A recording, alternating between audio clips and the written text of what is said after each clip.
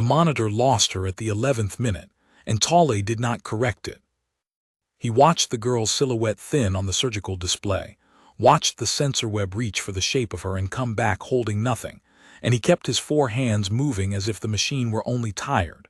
Above the table, the readout stuttered: a body, then a smear, then an empty slab of light where a body had been. The ward's instruments were built to hold everything. Every heartbeat aboard SIFT station lived on a screen somewhere, tagged and timed and filed. They had never once, in Tolle's long service, failed to find a patient lying open in front of them. They were failing now, and he had made them fail. "Readings dropping again," said the anesthetic tech, a pale Viheli half his age, tapping the console with the flat of one claw. "Third time, I'll recalibrate." "Don't," Tolle said. "The instrument is fine. Log it as interference and leave it." The tech looked at him. On the table, the girl breathed slow and even, her chest rising under the sterile field, and the machine over her head insisted, with growing confidence, that no one was there. Tolle closed the last of the graft. He had done 10,000 reclamations. He knew the weight of a control implant in his palm, the little cold star of it, the way it slid under the skin at the base of the skull and rooted and began, quietly, to own its host. That was the work. That was what the office paid for. A human came into the ward wild and afraid and left it docile, chipped, findable, a name on a manifest that would be worked until the name was used up. He had installed the star 10,000 times and told himself 10,000 times that he was only a surgeon, that the policy was above his rank, that a scalpel has no politics. He had not installed the star tonight. Tonight he had opened a case that did not exist on any requisition, and taken from it a thing the color of wet ash, and grown it into the girl instead. "You're sweating," the tech said. "You want me to take the clothes?" "No," Tolle drew the field down. Under the light, the girl's skin knit clean, the thin line at her nape already pinking, healthy, deathworld fast. He had chosen the site with care. A control star went where he had put this. Anyone reading the scar would read obedience. They would not read what was actually curled now against her spine, feeding, learning her, spreading a gray hush through her the way frost spreads through a pane. They would not read it because they could not see it. That was the whole of the thing. That was the gift and the crime. "Take her to Recovery Bay 4, Tolle said. "Log her stable. Log the implant seated." He stripped his gloves 4 at a time and dropped them in the reclaimer. "I'll do the note myself." The tech hesitated. The overseer wanted confirmation on this one personally. "She's flagged. Crucible stock, the fresh intake." "I know what she is." Tolle kept his voice in the flat register the ward ran on, the tone of a man reciting inventory. "I'll confirm it to the overseer myself." The tech left. The door sealed, and for a moment Tolle stood alone in the bright theater with a girl the machines had already forgotten, and let himself feel the size of what he had done, for exactly as long as he could afford to, which was not long. Then he went to lie to the overseer. SIFT station hung in daylight. That was the first thing every intake noticed, before the fear caught up with them, the light. The station rode a wide, slow orbit over Tessum, a green-gold world the office had strip-registered a century back, and the planet threw its brightness up through the ward's dome so that the corridors were never dark, never merciful, always washed in that clean gold noon. You could not hide in it. That was the design. A ward built on being seen did not permit shadow. The humans hated the light more than they hated the cold, Tolle had noticed. The cold they understood. The light felt like a thing watching because it was. He walked the intake spine toward administration with the report already composing itself behind his teeth. Human female, juvenile adult, crucible class biosphere, registry mark IVAT 7. Physical condition on arrival, fractured, dehydrated, defiant. Control star seated at C2, function nominal. He would say all of it and none of it would be true, and the overseer would believe him because the overseer believed the machines, and the machines had been made to believe him. The girl's file had come up 3 days ago on the reclamation queue like any other, and Tale had read it like any other, and something in it had stopped his hand. Not the injuries, he had seen worse. It was the annotation. Recovered from wreckage, Tessam's third moon, sole survivor of a labor transport, 17 dead. Recommend expedited reclamation. Subject exhibits high trait yield markers. Subject is uncooperative. And below that, in the overseer's own clipped hand, harvest priority. Do not waste the aggression. Do not waste the aggression. As if she were a vein of ore. As if the thing in her that had kept her alive on a dead moon with 17 corpses and no air worth breathing were a quantity you could pour off and sell. He had read that line and gone that same shift to the sealed store, where the office kept the things it did not admit to owning, and taken out a shroud. Tale had grown shrouds in his youth on the V-Heli homeworld before the Conquered folded his people into its census and his caste into its service. They were old symbiosis, the gray tissue, a defense his ancestors had bred in the long wars, a living cloak that unmade a wearer from every sensing eye a hunter could bring. You could not track a shrouded V-Heli. You could not target one. For a season, in the wars, that had been the whole difference between a people and a grave. And then the Conquered had come with its sensor webs and its census and its gentle, total order, and shrouds had become contraband. Because a citizen who could not be found was a citizen who could not be governed. The office kept a few sealed the way you keep a poison you might one day need. They were death now. A shroud grown into any Conquered body killed it inside a day. The tissue was too hungry, the field too costly, the host burned through and hollowed and gone. Tale knew this. Everyone in his caste knew this. It was why the store stayed sealed. But a crucible worlder was not a Conquered body. He had stood over the girl's chart and done the arithmetic no one had asked him to do. A deathworld metabolism, a biosphere that killed 9 in 10 of its own children before they walked, an immune array the intake scans described, with clinical distaste, as hostile. If any host in the census could carry a shroud and not die of it, it was the animal the office had marked harvest priority and shipped up to his table to be emptied. He had not been certain. He was still not certain. The girl might wake and burn and die in 3 days instead of being reclaimed in 3 months, and he would have murdered her with mercy. But if she lived, if the deathworld in her did what the deathworld in her did, then the office would have, walking its own corridors, a human it could not see, and a ward that could not see a thing could not hold it.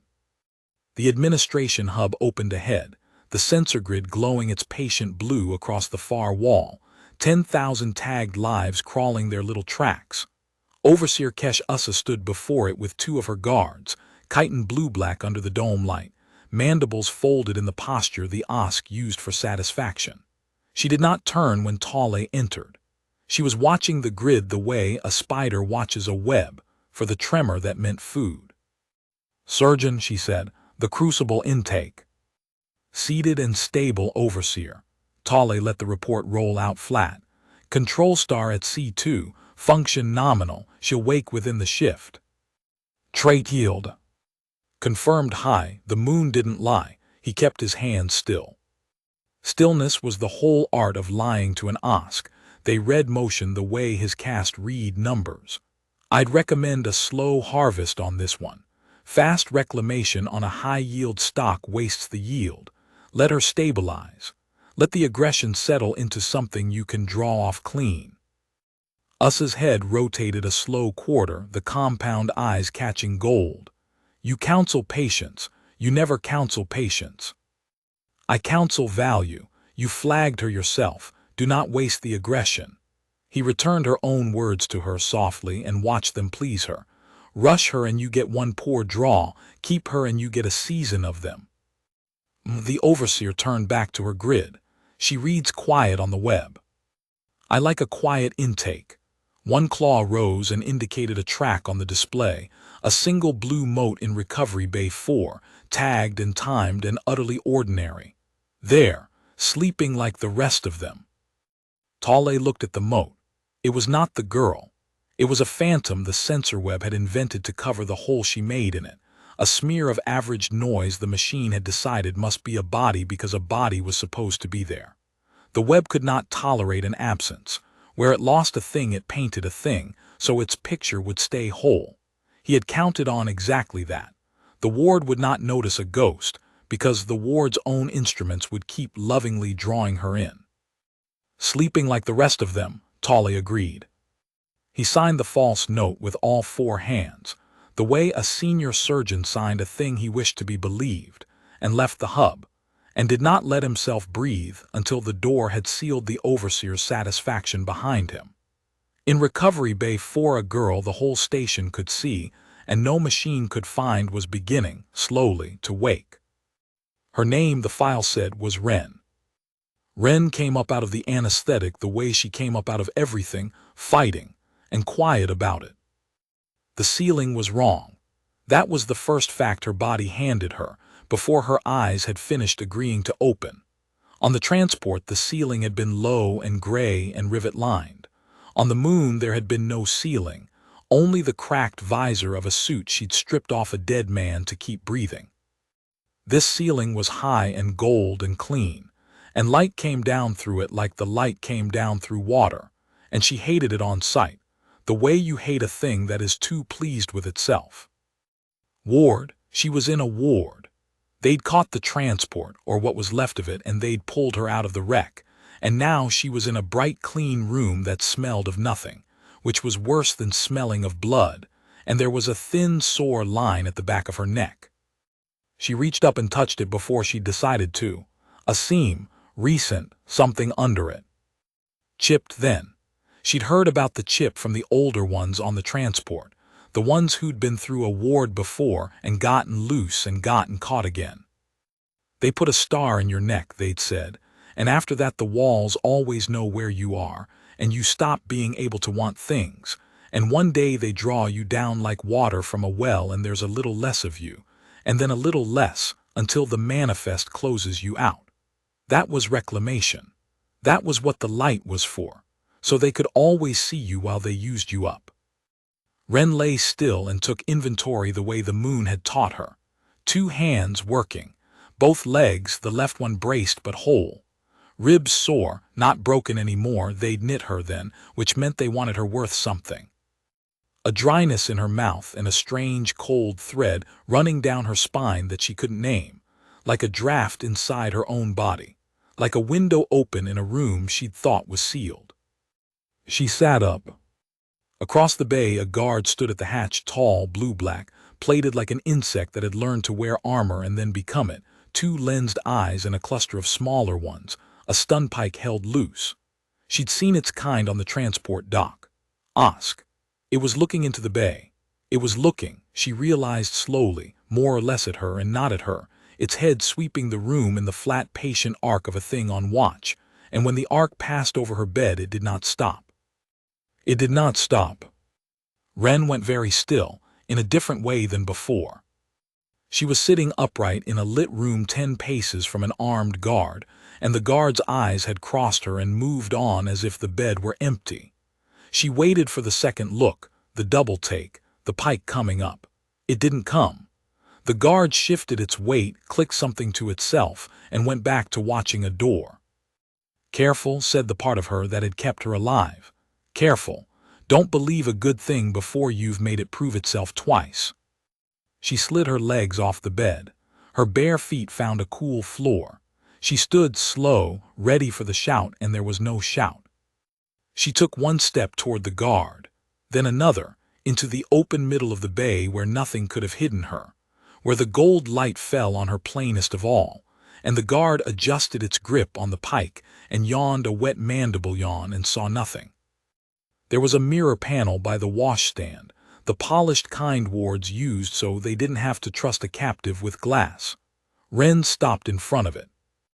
A girl looked back, 19 and looking older the way the transport made you look older, brown hair hacked short with somebody's knife, a graze healing on 1 cheekbone, eyes the flat gray of someone who had already spent a night doing arithmetic with corpses and had not enjoyed the sum but had done it. Ordinary. Small. dirt still in the creases of her knuckles that the ward's cleansing field hadn't reached.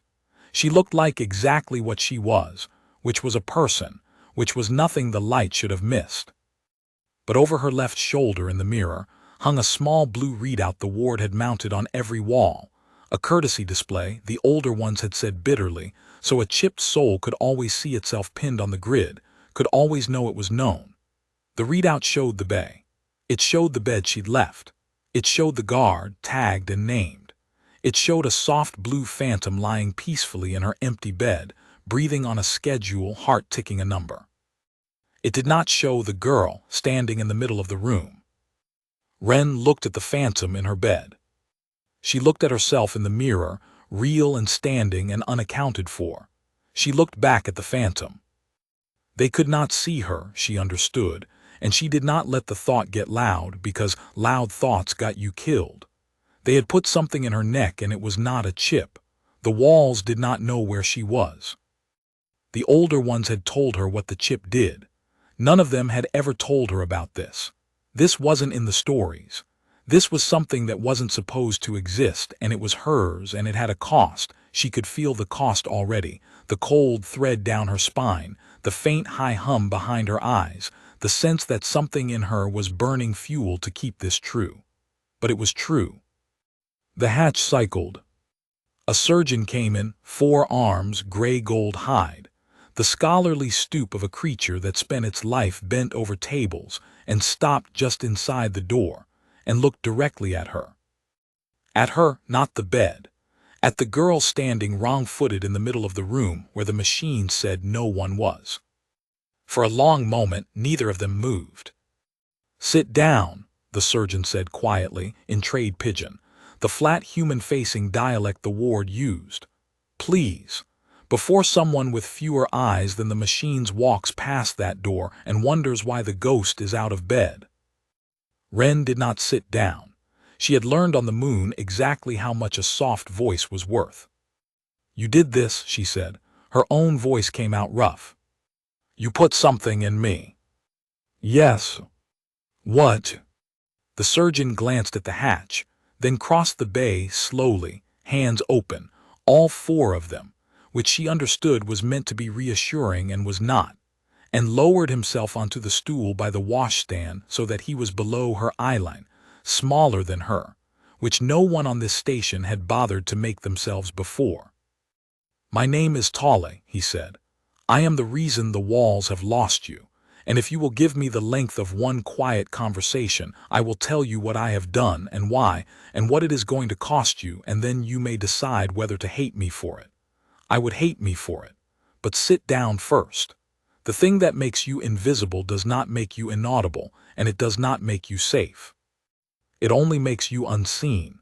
Everything else you will have to do yourself." Ren looked at the phantom sleeping in her bed. She looked at the 4-armed creature who had made her into a hole in the world. She sat down.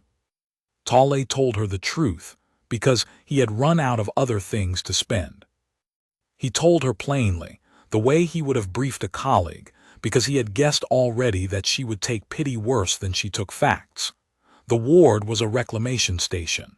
The office that ran it did not, on any record the Conquered could read, do anything but rehabilitate salvaged persons and return them in time to productive census. That was the record. The truth was that the ward drew the useful things out of Deathworld stock. The reflexes, the immune templates, the trait yields the Overseer's flag had marked in Ren's own file, and drew them until the stock was empty, and then closed the manifest and reported a transfer that never happened to a destination that did not exist. "You'll be worked," Tale said. "Not with chains. The star does it softer than chains. It reaches into wanting and turns wanting down. A chipped host stops planning, stops counting exits, sits in the light and lets itself be drawn on a little at a time and is grateful for the schedule. That is the mercy of the thing. It makes the using up feel like rest." Ren sat with her hands loose on her knees, which was not the posture of someone at rest. "And you put that in a lot of people." 10,000, he said. He did not soften it. "I am not confessing to be forgiven. I am telling you what I know because you are going to need every piece of it, and because I have never before had a patient I could tell. Why me? Because of your file. He folded his upper hands. The overseer marked you harvest priority and wrote in her own hand, "Do not waste the aggression."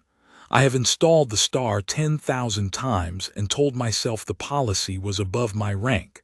I read that line and I could not tell myself that anymore.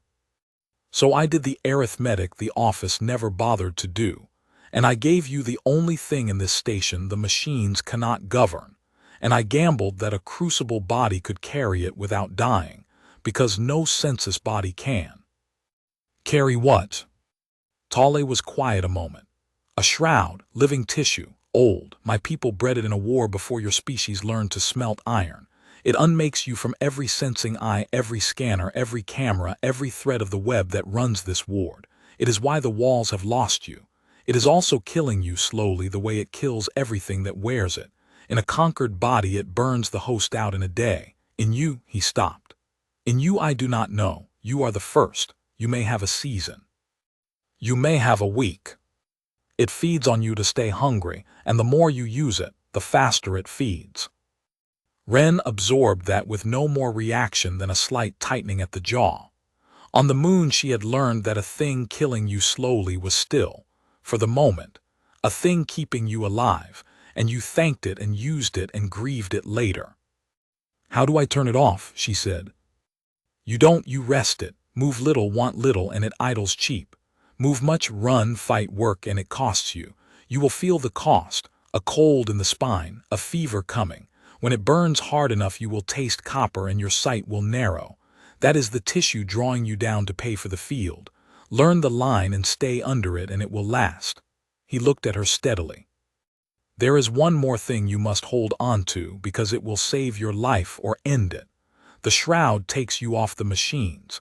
It does not take you off the living eye. Ren glanced at the hatch. The guard didn't see me. The guard was reading its display, and its display is fed by the web, and the web has lost you. But an Osk that looks with its own eyes, that forgets its instruments for one moment and simply looks, will see a girl standing in an empty room and know at once that something is wrong because the machine will swear no one is there and its eyes will swear otherwise. And in an Osk that argument resolves toward alarm. He leaned in. The machines cannot see you. People still can if they choose to look and you give them reason. So give them no reason. Move like the thing on your moon that survived by not being worth a second glance. Do you understand me? I understand you, she stood. The cold thread flexed down her spine as she rose, a small tax noted and paid. Where are the others? Tale had been prepared for many first questions. That was not the one he had expected, and it told him more about the girl than her whole file had. The others. The other people from my stock. You said it's a lot of us. Where do you keep us? Ren. I got 17 people killed getting off that moon, she said, flat. No heat in it at all, which was worse than heat. No, 17 people got dead and I'm the one who's still counting. If there's a room full of us in this bright, pretty place waiting to be turned into ore, I want to know where it is. You gave me a thing that walks through walls. I'm going to want to know what's behind them. Tale looked at the small, dirt-knuckled girl who had woken from a graft that should have killed her and asked, before anything else, where her people were kept, and understood that he had gambled better than he knew and worse. Hold 3, he said. Down the intake spine past the harvest theaters behind a door the web watches better than it watches anything. There are 41 in there right now. He paused. One of them is a child. Something moved behind Ren's flat gray eyes then, quick and gone. Show me the way, she said. You don't have to take me. Just tell me the turns. If the walls can't see me, I only need to know where the corners are. The harvest theaters were the cleanest rooms Ren had ever been in, and she had been in the pressurized dead of a mining moon, where the vacuum sterilized everything it killed. She went at the slow hour, the dimming the ward called night even though the dome never truly darkened, only cooled the gold to paler gold. a thin pretense of rest for creatures who did not need it and captives who were never allowed it. Tale had given her the turns, and then, because he could not seem to help himself, a folded ward smock the pale nothing color of the staff, so that a living eye catching a flicker of her would file her as an intake in transit rather than a ghost on the loose. She wore it. She took the corners he'd named. She practiced, in the first empty corridor, the thing he'd told her: move like you're supposed to be exactly where you are, and no eye files you twice. The first checkpoint nearly killed her, and taught her everything. It was a scan arch across the intake spine, the kind that pinged every passing tag and matched it to the manifest, and beside it stood a bored OSC guard with a display on its forearm. Ren watched from the corner for the length of 10 breaths. Every worker that passed through lit the arch and lit the guard's forearm, and the guard didn't even glance up. The machine did the seeing.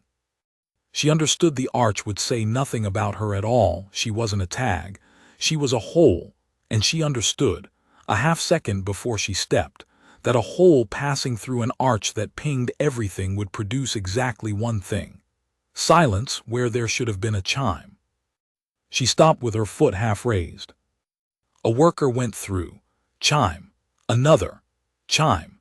If she walked that arch it would not chime, and a bored guard hears the rhythm of its own checkpoint better than it hears anything, and a missed beat in a rhythm is the loudest sound in the world.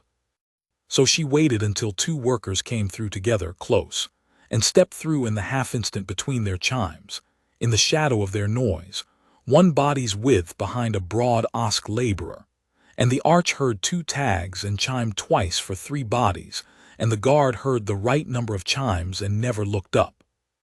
Ren walked on down the spine with her heart going hard and a cold clarity spreading through her that was worth more than the fear. The machines could not see her, but the machines made sounds and left gaps, and the gaps were shaped like her, and if she was going to live in the gaps she had to learn the shape of everyone before she stepped in it. Tale had given her a gift with a grammar. She started, corridor by corridor, to learn the grammar. Hold 3 had a door like a held breath. The web watched it, Tale had said, better than it watched anything, and she saw what he meant: a dense blue lacework of sensor lines across the whole approach, a corridor built to notice. It was built to notice tags. It was built, she understood now, to notice bodies by the tags they carried, and to sound if a tagged body came near without authorization. It had never once in its life had to notice a body with no tag at all, because such a thing had never walked the ward, because such a thing could not exist. She walked through the lacework, and it did not stir. On the far side, a single guard at the hold door, and above the door a courtesy display showing the room beyond. 41 blue motes, tagged, sleeping their scheduled sleep in the pale gold night. Ren stood in front of the guard, close enough to smell the machine oil of its plating, and it looked through her at the empty corridor and clicked to itself and thought about nothing. She could not open the door. That was the wall she hit and had half expected. The door read tags and she had none, and a ghost cannot badge itself through. But she could stand at the little viewport and look in, and she did, and she made herself look at all of it. 41 people in a bright clean room. Deathworlders, all of them her stock, brown and black and gold-skinned, scarred, small, hard-used. They lay in ranked cots under the everlight, and none of them stirred, and none of them counted exits, because each of them had a little cold star at the base of the skull turning their wanting down to nothing. They breathed on the schedule. Their hearts ticked the ward's numbers. They were being kept the way you keep water in a tank, and drawn on the way you draw water from a tank, and the ward had made it so that they were grateful for the tank. And near the door, in a cot too big for him, lay a boy. 9 maybe, 10. Thin the way a child gets thin when a thing has been eating him faster than he can grow. There was a seam at the back of his neck, healed pink, and a display over his cot that showed his heart ticking the ward's number, and a small annotation in the overseer's clipped hand that Ren could just read through the viewport. High yield. Draw weekly. Draw weekly. He was 10 and they were drawing on him weekly and turning his wanting down so he wouldn't mind. Ren stood at the viewport in the pale gold light with the whole ward unable to see her face, which was as well, because for one moment her face was not the flat gray mask she wore for the world. Then she put the mask back on, because a face was a luxury and the boy did not need her face. The boy needed her to be exactly the cold, careful, unaccountable thing the surgeon had made her, and she was going to be it. She memorized the door. She memorized the guard's rhythm, the tag reader, the lacework, the turns. She counted the cots and counted the exits and counted, out of an old habit the moon had burned into her, the seconds it would take to move a child from a cot to a corridor if the child could not walk. Then she went back the way she'd come, through the gaps, and none of the machines that ran SIF station knew that anything at all had changed. Tolle knew the moment the anomalies began, because he had been watching for them, and because he had made the mistake of hoping there would be none. He was in the surgeon's tier when the first flag came up, not on his own console, but drifting across the ward's shared log, the low background chatter of a station talking to itself.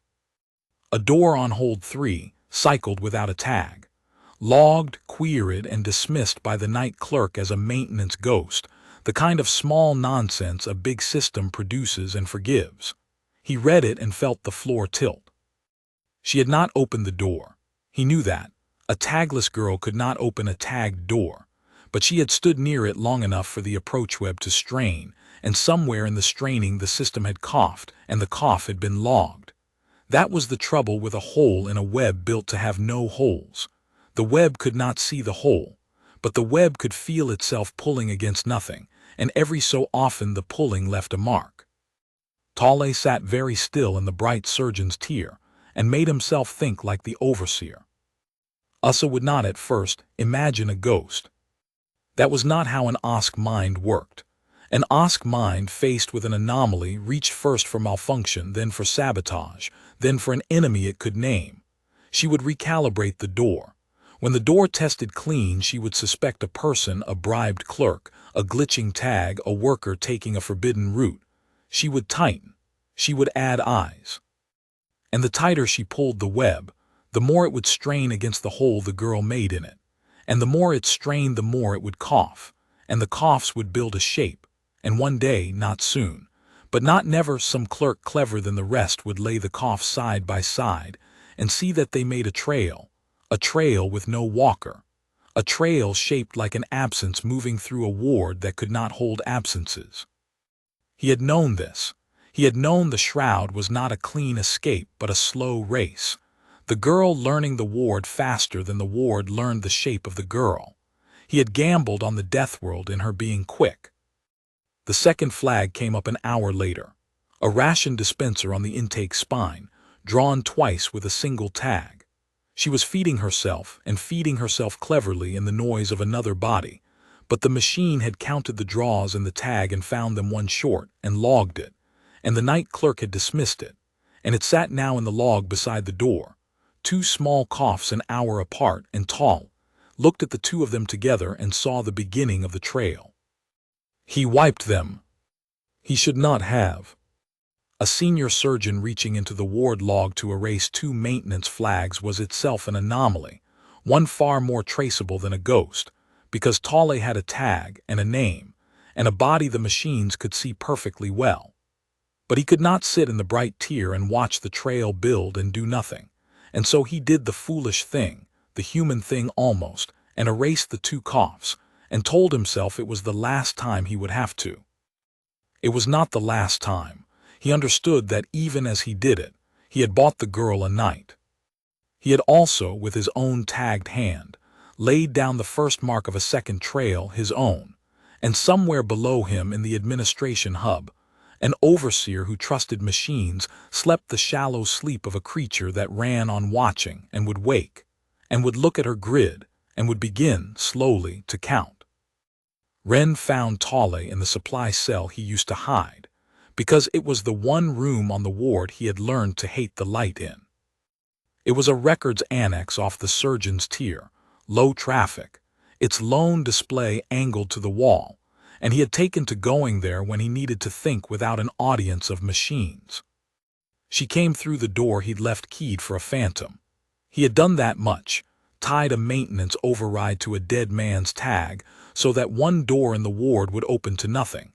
And she was simply there in the pale staff smock, a small hard presence where the room said there was none. "You wiped my flags," she said, no greeting. "The door, the dispenser, somebody wiped them. Was it you?" Tale did not ask how she knew.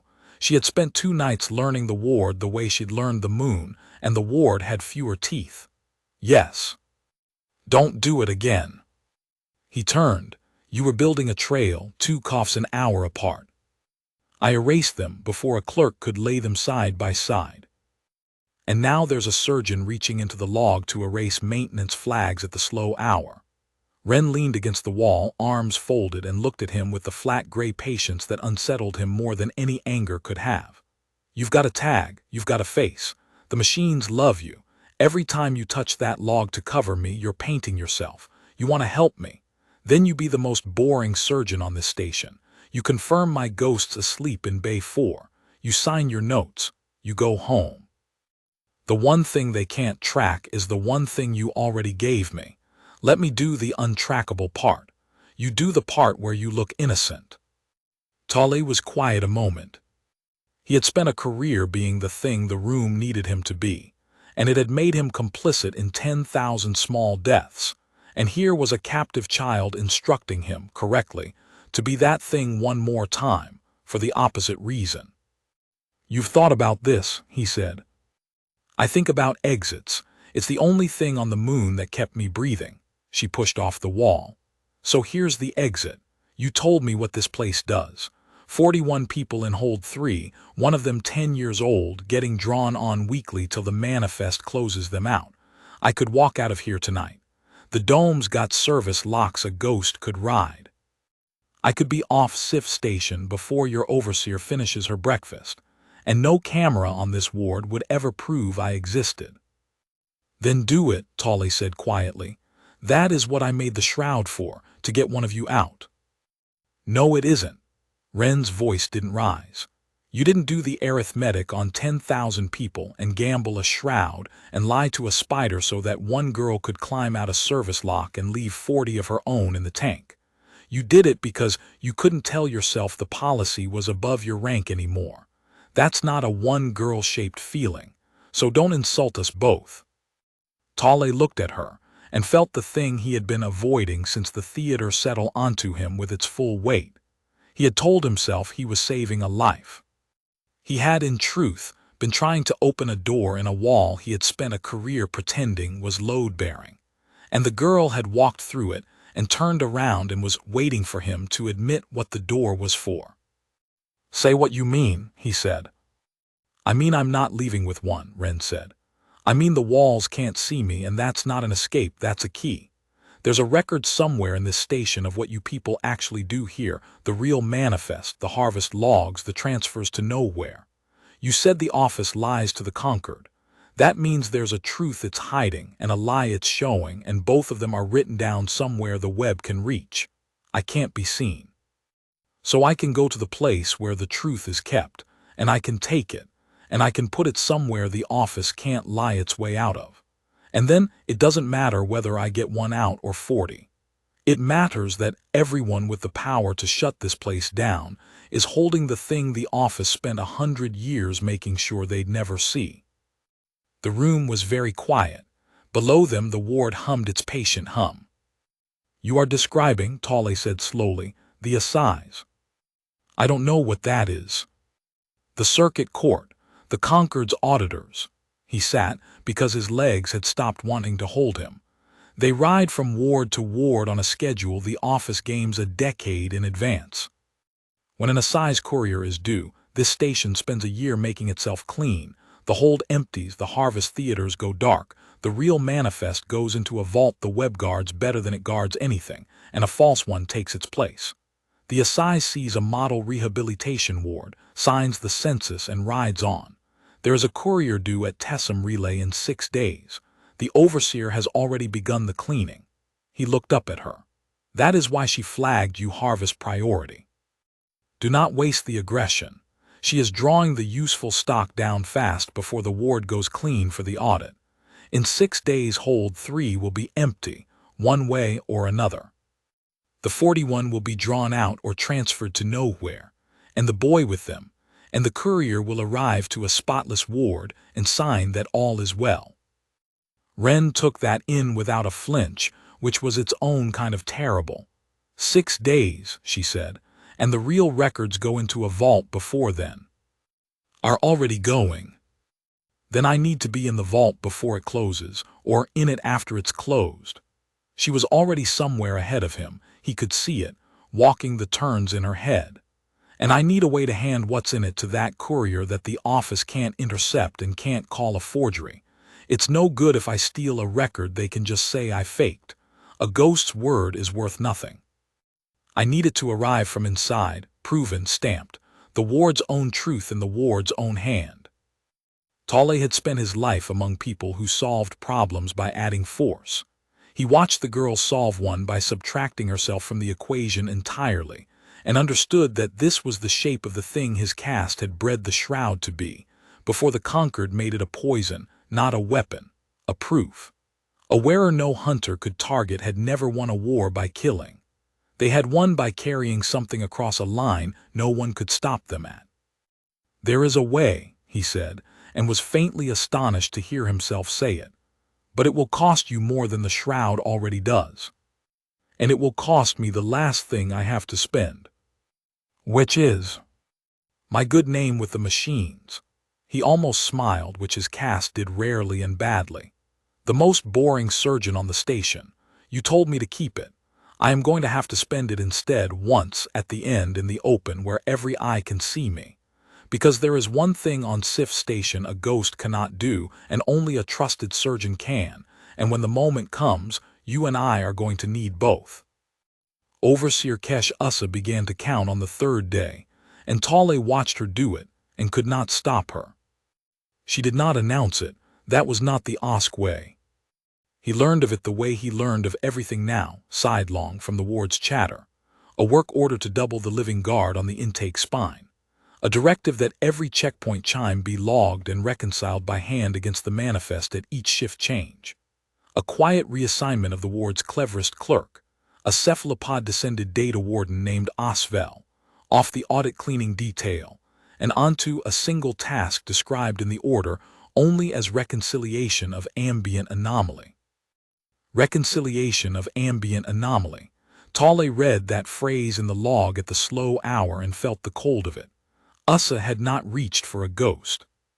She had reached, exactly as he'd feared, for malfunction, then sabotage.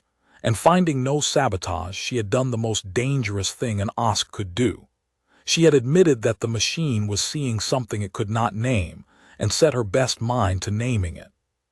He found the girl that night. She found him, rather, appearing in the record's annex like a held breath let go, and told her. Osvel, Wren repeated. One clerk. The best the ward has, a data warden. It does not watch the corridors. It watches the log, every flag, every dismissed cough, every place the web strained and coughed and no one could say why. It will lay them side by side. That is the one thing I cannot let it do and cannot stop it doing. He spread his hands. It will not see you. It will see the holes you leave. 40 holes make a trail with no walker. And an Osk mind shown a trail with no walker does not conclude ghost. It concludes Shroud, because the office keeps a sealed store of the only thing that makes a walker leave no track, and Osvel has clearance to know the store exists. Wren absorbed it. How long till it gets there? Days, not many. It is very good, and it does not sleep on the schedule the way the guards do. Tolle hesitated. There is worse. When it names the thing, it will not tell the corridors. It will tell only Ussa. And Ussa, told that a Shroud is loose in her ward 3 days before an assize courier arrives, will not hunt a ghost through 40 corridors. She will do the one thing that ends the problem without ever having to find you. Wren's eyes came up, which is. She will move the audit cleaning forward, all of it, tonight if she's frightened enough. She will empty hold 3 at once, draw the useful stock to nothing, close the manifest, and transfer the rest to nowhere, because a ghost loose in a ward full of witnesses is a catastrophe, and a ghost loose in an empty ward is only a nuisance she can flush at leisure. He watched the girl understand it. The moment she knows what you are, the 41 die, not to catch you, to make you pointless. You will have 3 walls left to walk through, and nothing on the far side of them worth the walking. For a long moment Ren said nothing. The ward hummed. Somewhere below them, a data warden that would never see her was laying her absences side by side like tiles, building the picture that would kill the people she'd come to carry out. Then the clock isn't 6 days, she said. It's however long that clerk needs, and I don't get to wait for the vault to close and pick it at leisure. I have to be in it and be gone and be at that courier before one clever squid finishes a jigsaw puzzle made out of the places I've been. She almost laughed, and there was nothing warm in it. You made me into the one thing they can't see, and the one thing they can't see is the exact thing that clerk is looking for. That's a joke, Doctor. I just can't figure out who it's on. On the office, Tolly said quietly. It built a ward that cannot tolerate an absence. It made the web paint a body wherever it lost one, so its picture would always be whole. That reflex hid you for 3 days, and that same reflex, the wards need to have no holes, is the thing that will betray you, because a mind clever enough will read the paint and know it for paint. He looked at her. The office's strength and the office's blindness are the same organ. That is the only reason we have a chance, and it is why we cannot wait. Ren was quiet a moment, doing arithmetic he could not see. Tell me the way that costs you your good name, she said. The one only a trusted surgeon can do. Tell me now.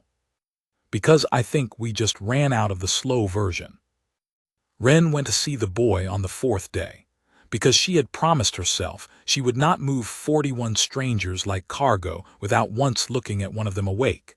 And the boy was the only one whose wanting had not yet been turned all the way down. Tolly had told her that. The child was new, 3 weeks in the tank, drawn only twice, and the star at his nape had not finished its slow work of turning a person into a schedule. He surfaced sometimes in the pale gold night when the ward's rhythm dipped. If she wanted to reach one mind and hold 3 that could still choose to trust her, it was his, and she would need one, because a shroud could carry a record through a wall, but it could not carry 40 sleeping bodies, and the plan Tolly had built required, at the pale center of it, that at least one captive be awake and willing and quiet. She rode the gaps to the hold at the dip of the night. She could not open the door, but there was a viewport and a maintenance panel beside it that fed the hold its filtered air, and the panel had a service seam a thin girl could work if her fingers were patient, and the guard's rhythm was learned. And Ren had learned the guard's rhythm 2 nights ago and had been saving it. She got the panel open a hand's width in the guard's blind quarter turn and put her mouth to the gap and said, very low, "Boy, by the door. The new one, can you hear me?" For a long moment nothing. Then, from the cot too big for him, a small shift. A face turned toward the wall. Eyes that were not all the way empty found the gap and did not understand it, because the display over his cot swore no one was at the panel, swore the corridor was clear, and here was a voice coming out of clear air. "You're not there," the boy whispered, not afraid. Flat testing, the way a deathworld child learns to test a thing before he spends hope on it. "The wall says nobody's there." "The wall's wrong," Ren said. "It's been wrong about me for 4 days. What's your name?" "Pell. I'm Ren. I came off a transport, same as you, and they put something in my neck, same as you, only mine went wrong for them and right for me, and now the wall can't see me. That's why the display says clear. I'm the mistake they haven't found yet." She kept her voice in the low, even register, the one that didn't spike a guard's attention. "I need you to do something hard. I need you to keep pretending you're all the way under. Same schedule, same still. Don't let them see you surface. Because in a day or 2, maybe sooner, the lights in here are going to do something strange, and a door that's never opened for you is going to open. And when it does, I need you awake, and I need you quiet, and I need you to help me move the ones who can't move themselves." Can you do that? The boy was silent. Then, they draw me on the 7th day. Tomorrow's the 7th day. Ren went still. Tale had told her the schedule was weekly. He had not told her the boy's week ended tomorrow. 6 days to the courier, however long to the clerk. And now, threaded between them, a smaller, harder clock she had not counted. A child who would be drawn tomorrow and drawn again the week after if there was a week after, growing thinner and further under each time, until the star finished turning pale into a number that breathed. Then we don't wait for tomorrow, Ren said, and did not let the boy hear anything change in her voice, because a scared adult teaches a child to be scared and she needed him steady. Listen to me, Pell. When they come to draw you tomorrow, you go. You don't fight, you don't run, you let them take you to the theater and you keep pretending you're under all the way under. Because that's the one room I know they'll bring you to, and it's the one room I can be waiting in. Do you understand? Don't be brave in the tank, be brave in the theater. I'll be there. The wall won't see me. But you will if you look for the girl who isn't on any display. Look for the empty place. That's me. A long breath in the dark. Empty place, Pell whispered. Okay. Okay. Ren eased the panel closed in the guard's blind quarter turn, and the hold sealed, and the display over the boy's cot went on ticking the ward's patient number, swearing that Pell was under, swearing that the corridor was clear, swearing, as it had sworn for 4 days, that no one at all was there. She rode the gaps back to the annex with the small hard clock ticking under the 2 big ones and found the surgeon waiting and said, "It moved. His draw is tomorrow.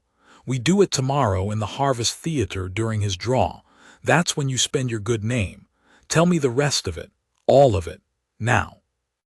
Tale laid the plan out the way he laid out a procedure, in order, with the failure points named. Because a plan you could not fail honestly was a plan that lied to you. The office does not fear the assize finding a crime, he said. It fears the assize finding a crime it cannot disown. Every ward keeps 2 records, the working manifest, which is true, and the declared manifest, which is clean. When a courier is due, the true one goes into the vault and the clean one takes its place, and the ward transmits a sealed declaration to the Tessum relay ahead of the audit. A formal statement, "This is what we are, come and confirm it."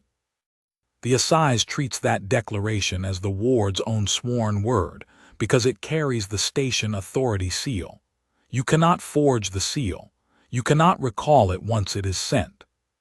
And you cannot, ever, claim it was faked, because it is stamped with the office's own key, and it goes out over the open census net where 1,000 relays copy it before it has finished leaving. Ren followed it fast, so if the true manifest went out under that seal instead of the clean one, then the office would have sworn in its own hand over its own key to the crime it spent a century hiding. It could not disown it. It could not recall it. The assize would arrive already holding the ward's confession. Tale folded his lower hands. That is the door. Here is why it has stayed shut. The seal is applied at the uplink in the administration hub under the overseer's eye, and it requires 2 things at once. The overseer's authority token, which she carries in her own plating and never surrenders, and a certifying co-signature from a senior reclamation surgeon, swearing the medical record is lawful and complete. He looked at her. That is the regulation the Concord wrote to keep wards honest, and the regulation the office has turned into theater. Every audit, a surgeon co-signs the clean declaration and swears it complete, and it is a lie, and the surgeon knows it is a lie and signs anyway, because the surgeon has a tag and a face and a family cast and a great deal to lose. A pause. I have co-signed 9 of them. And the 10th? The 10th is in 2 days, the cleaning declaration. Ussa will seal it and send it ahead of the courier, and I will be asked to co-sign as I always am. He let the silence sit. I cannot forge the seal, but I do not need to. On the day of the declaration, the true manifest will not yet be in the vault. It will still be live, being reconciled one last time before it is buried, and the uplink will be open, and Ussa's own token will be in the socket applying the seal to the clean version. In that window, and it is a window of moments, the payload under the seal can be changed. Not by me. If I so much as reach for the wrong file with my tagged hand, the log records it and Oswell reads it, and we are finished before the seal sets. But a hand the log cannot see, moving a file the web cannot track. In the one instant the socket is open and the seal is live. Swaps the clean manifest for the true one, Wren finished, and the overseer's own token stamps my record instead of hers and sends it, and by the time anyone reads what actually went out it's already copied across 1,000 relays. She was quiet a moment. That's the part only a ghost can do. What's the part only a surgeon can do? 2 parts. Tolle raised one hand, then another. First, I have to be there, co-signing, because the seal will not apply without my certification, and my certification is what makes the record the ward's sworn medical truth rather than a stranger's accusation. When the assize reads it, they will read my name on it, vouching that every reclamation in it happened, that I performed them, that they were unlawful. That is what spends my good name, not a lie discovered, a truth I finally sign. His voice did not change, but something in the room did. Second, the boy, and the 40. You said the seal saves the record. It doesn't move a single body out of that hold. No, and Ussa, the moment she understands the record is loose, will do what I told you she would, empty the hold to make you pointless. The sealed truth does not stop her. It only makes certain the galaxy learns what she did after she has done it. So we do the second part in the same hour, and it is the part I have not told you, because it is the part that ends me even if the first part does not. Tolle rose, crossed to the annex's locked cabinet and rested one hand flat against it. I did not take only one shroud from the sealed store. I took the store. A ghost needs one graft, but a hold full of witnesses needs something else, not a graft which would kill them, but a bloom, diffuse, spores in the air handling. It does not bond, it does not feed, it does not kill. It simply fills a room with the gray hush, and for a little while every sensing eye pointed into that room goes blind. The web loses the whole hold at once. 41 bodies drop off the grid together, untrackable, untargetable, and above all undrawable, because you cannot run a control star draw on a host the console cannot find. He turned. Ussa cannot process what she cannot see. If the record is already sealed and gone and the hold is already blind, she has lost both ways at once. She cannot hide the crime and she cannot finish it. All that is left is 41 deathworlders loose in a ward that has, for the first time in its history, no eyes. Wren looked at the cabinet and at the 4-armed surgeon who had just described setting fire to his own life in 2 places at once. And you release the bloom. From the theater, during the boys' draw. It is the one time the harvest system is open to my hand without question, and the one room whose air feeds hold 3. He lowered his hand from the cabinet. You will be there for the boy. I will be there for the 40. And in the administration hub in the same hour, the seal will set on a record I have signed with my own name. 3 rooms. 1 hour. And after it, Wren, there is no version where I am still the most boring surgeon on the station.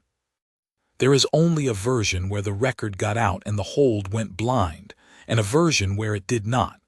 I would like it to be the first one. For a moment the girl said nothing.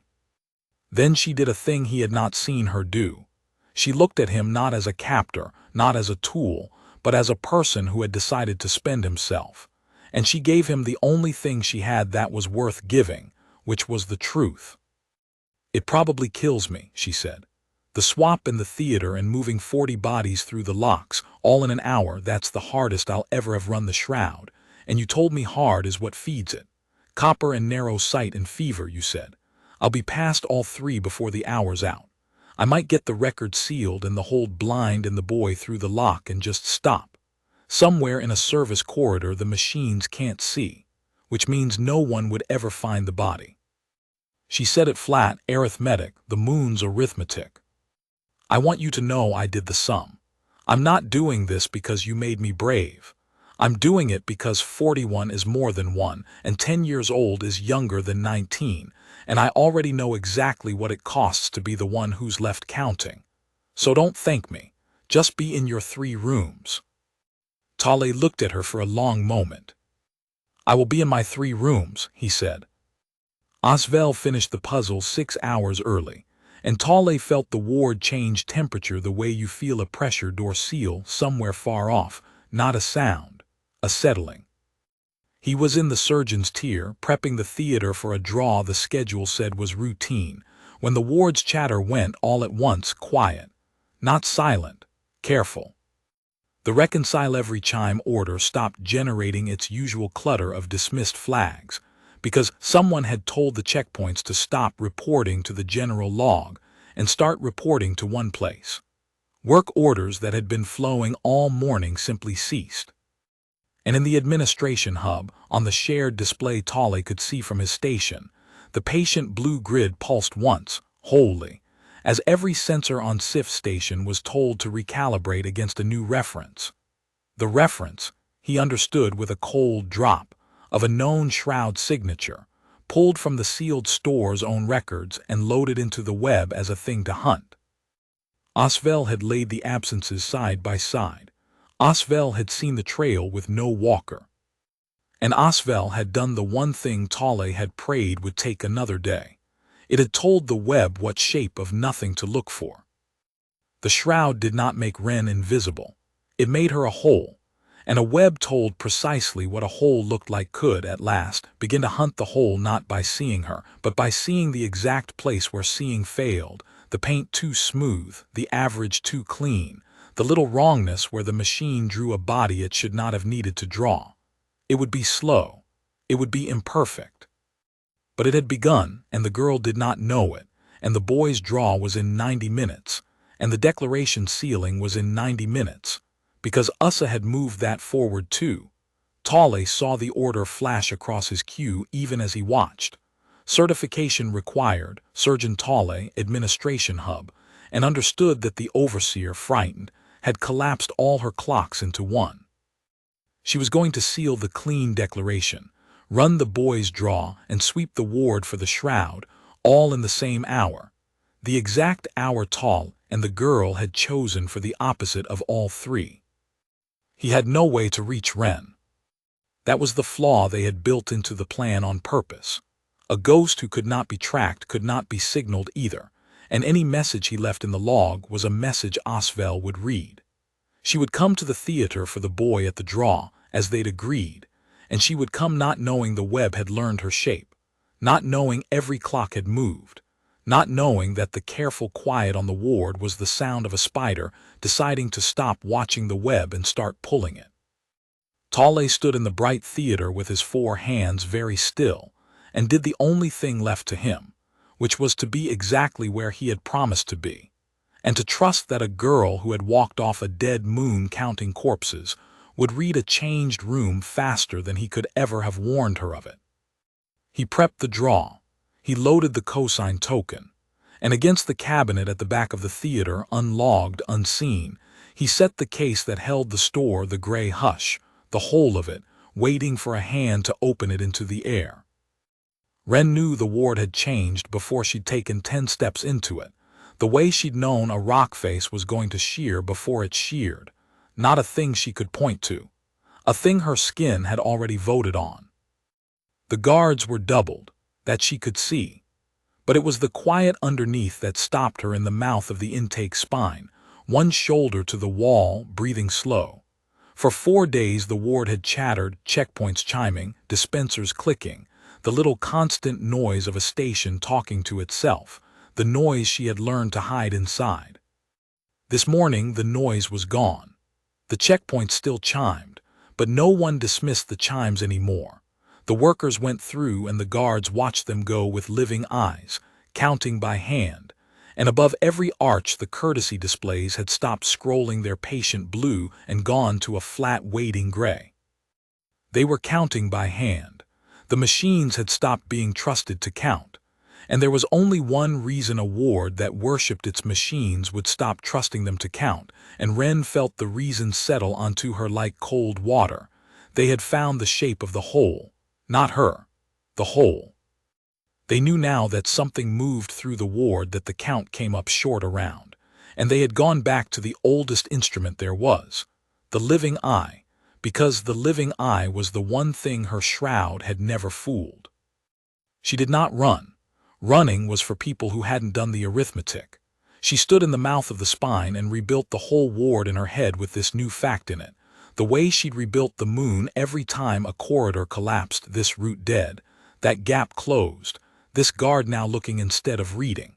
The plan needed her in the theater in, she counted the ward's dimmed cycle, less than an hour. Tale would be there. And between her and the theater lay a spine full of Osk who had, this morning, remembered how to use their eyes.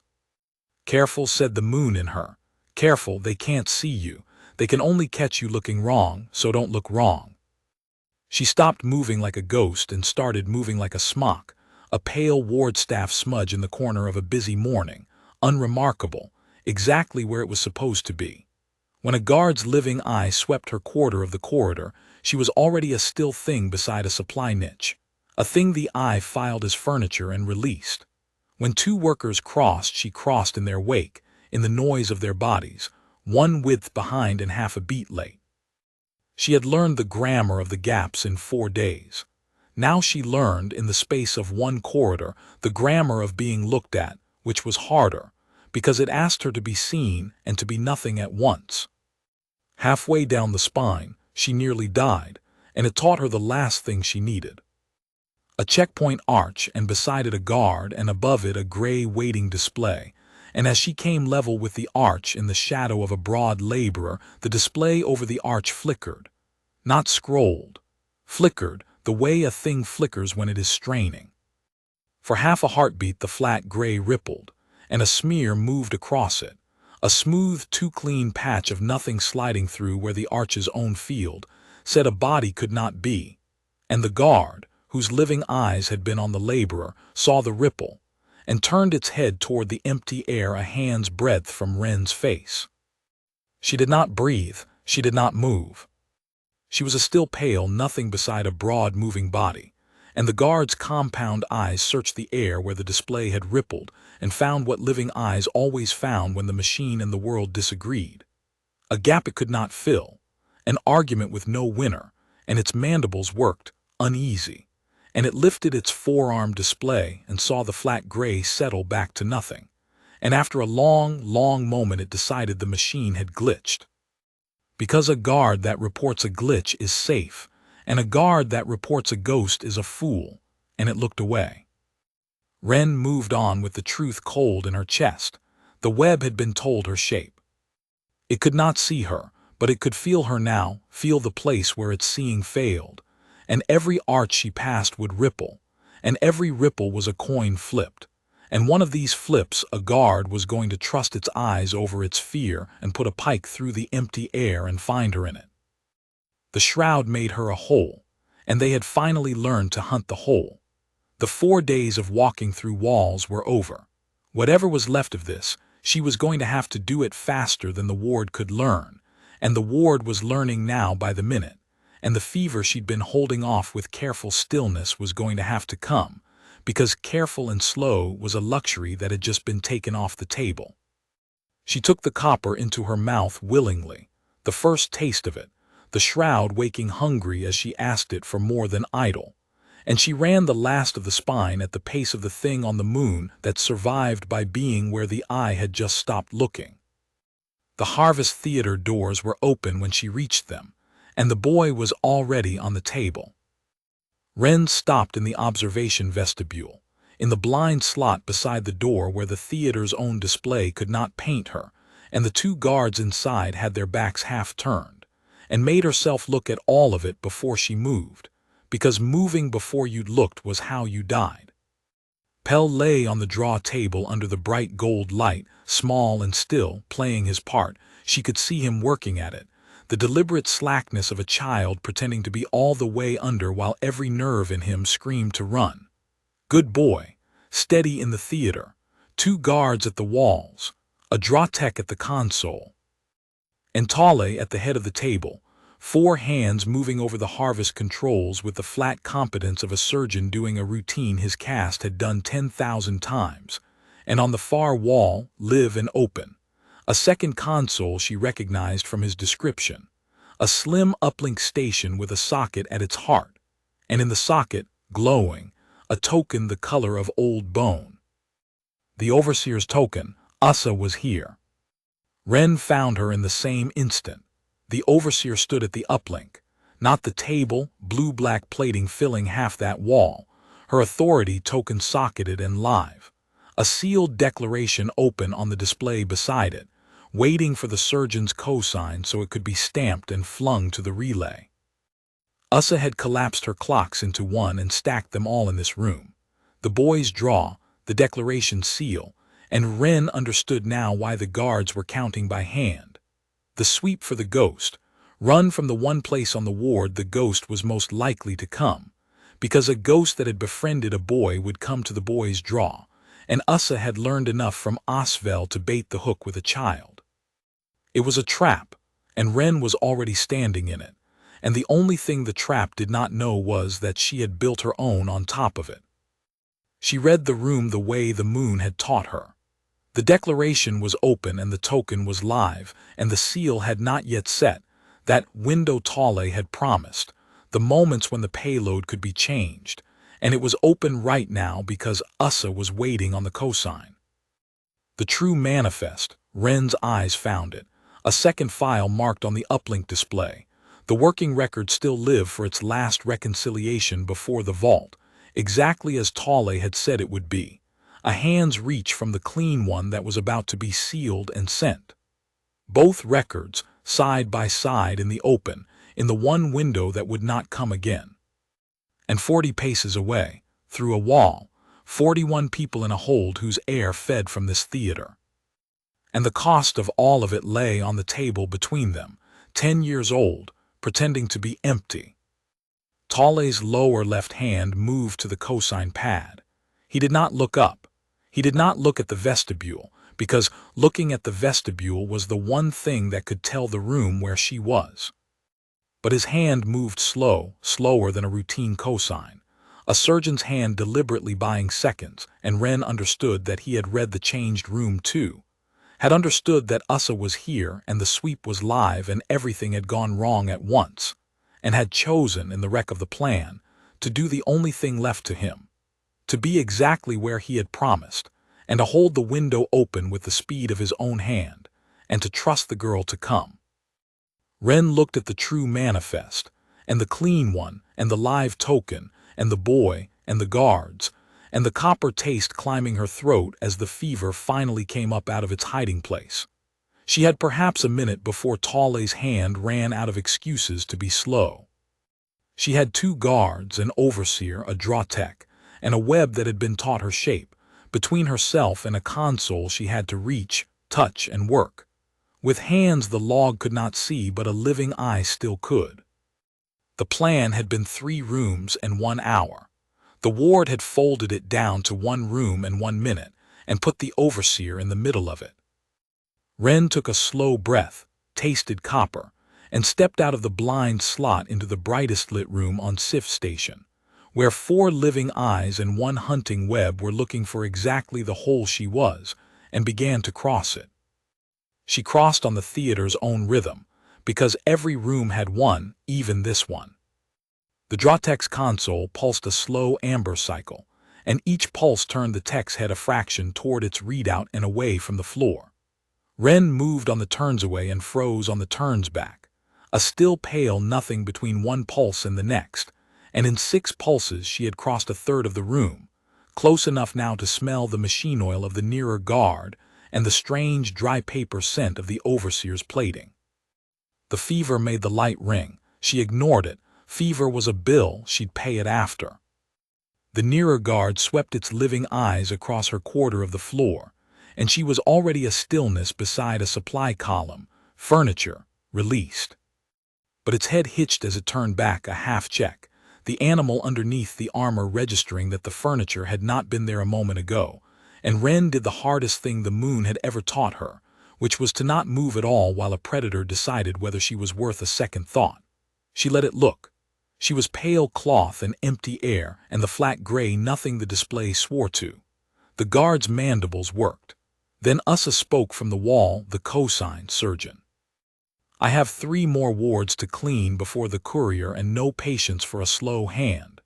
And the guard's attention snapped to its overseer's voice, and the moment passed, and Ren breathed. Tolly's lower left hand hovered over the cosine pad. The record is long, overseer. I certify what I sign. You would not want me to swear to a manifest I had not read. His voice was flat, unbothered, a surgeon defending his professional care, and it bought her another handful of seconds, and he spent them scrolling the clean declaration with maddening thoroughness while his other 3 hands rested still, and the token glowed live in its socket, and the true manifest sat open a hand's reach away. Ren crossed the second third of the room. She was behind the overseer now, in the wide blind slab of floor that a creature Ussa's size could not cover with eyes set to the front of its head, and she came up on the uplink console from the side the guards could not watch without turning their backs on the door, which they would not do, because their orders were the door. The socket glowed at the console's heart. Beside it the 2 records, the clean declaration cued to seal, the true manifest, live for its last reconcile. Between them on the pad, a simple transfer field, the working tool the reconcilers used to move a corrected record into the declaration slot before sealing. A tagged hand touching that field would log its name. Her hands had no name. She looked at Pell. The boy lay still on the draw table, playing dead under, and his eyes were open the barest slit, and they were not on the guards or the overseer or the surgeon. They were on the empty place by the uplink. He was looking for the girl who wasn't on any display, exactly as she'd told him to, and he had found her, found the hole where she stood, and he did not move a muscle, did not change his breathing, did not do one single thing to give her away. 10 years old and steady in the theater. She would remember that if she lived, and she would remember it if she didn't. Certified, Tolly said, and pressed the cosine pad. The declaration seal began to set. The token flared in its socket, the overseer's authority pouring into the record, the uplink gathering itself to fling the ward's sworn word to the Tessum relay and out across the open net, where 1,000 copies would catch it before it finished leaving. And in the 2 seconds the socket stood open.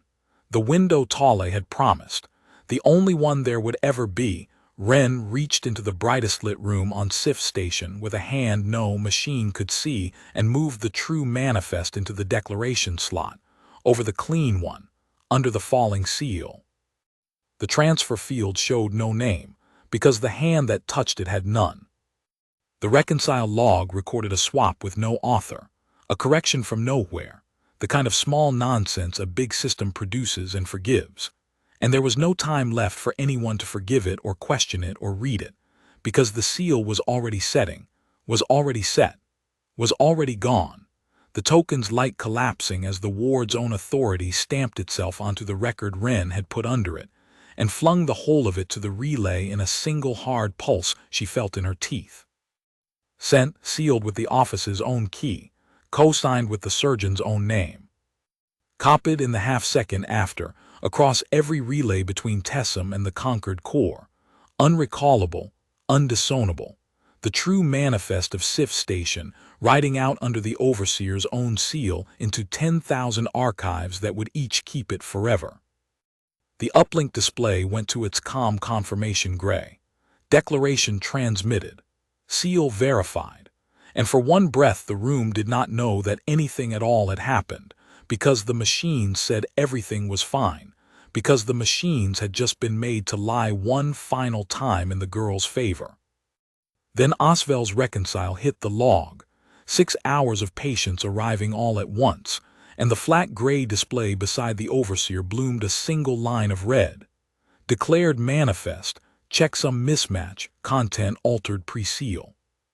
Ussa went still in the way that large predators go still, which is not calm. She turned from the wall slow, her whole plated bulk rotating, compound eyes catching the gold light, and looked at the uplink, and read the red line and read what it meant, which was that the ward had just transmitted under its own unforgeable seal, a record that was not the record she had approved. Her mandibles opened. Her authority token still glowed faintly in the socket, spent, useless now, having done the one thing it could never be allowed to do. And Tale stood at the head of the table with his 4 hands open and empty, having co-signed the truth in his own name, watching the overseer understand. "What did you send?" Asa said, very quiet, very level. "Surgeon." "What did I just seal?" "The manifest," Tale said, "the true one, reconciled and sealed and gone." He did not raise his voice. He never had. "You asked me once why I counseled patience with the crucible intake. I did not counsel patience, overseer. I counseled this. It has been in front of your eyes for 4 days, and your machines told you it was sleeping in Bay 4, and you believed them, because you built a ward that would rather paint a body than admit a hole." He inclined his head the smallest bow, a surgeon acknowledging the end of a long procedure. "I certify what I sign. I have just certified everything we did here. My name is on it. So is yours." Asa did not roar. Ren had braced for a roar. The stillness was worse. The overseer stood in the wreck of 100 years of hiding and did the arithmetic of a creature that ran on watching, and reached, exactly as Tale had promised she would, past the ruined record entirely, to the one move that was still hers. "The record is loose," Asa said to the room, to her guards, to the ward's careful listening quiet.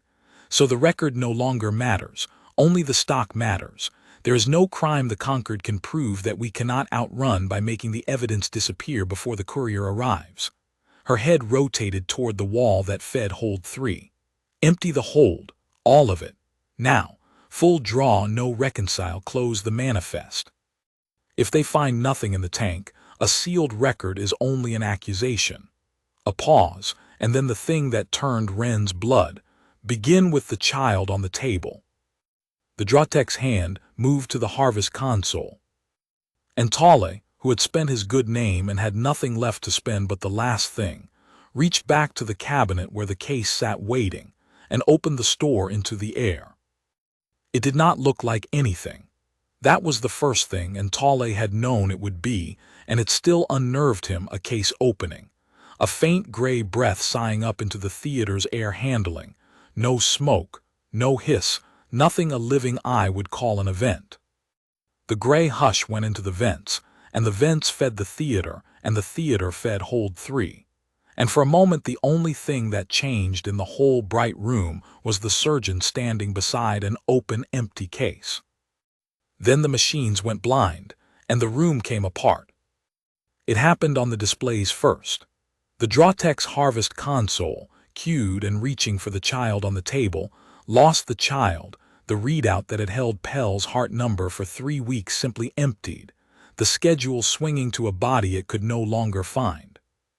The tech tapped, recalibrated, tapped again, and got nothing, because you cannot draw a control star in a host the console has lost, and the console had lost not one host but the child, and then, cascading, the guards, and then Tale himself, every tagged body in the theater winking off the grid as the gray breath reached them, until the theater's own display showed a bright, empty room with no one in it at all.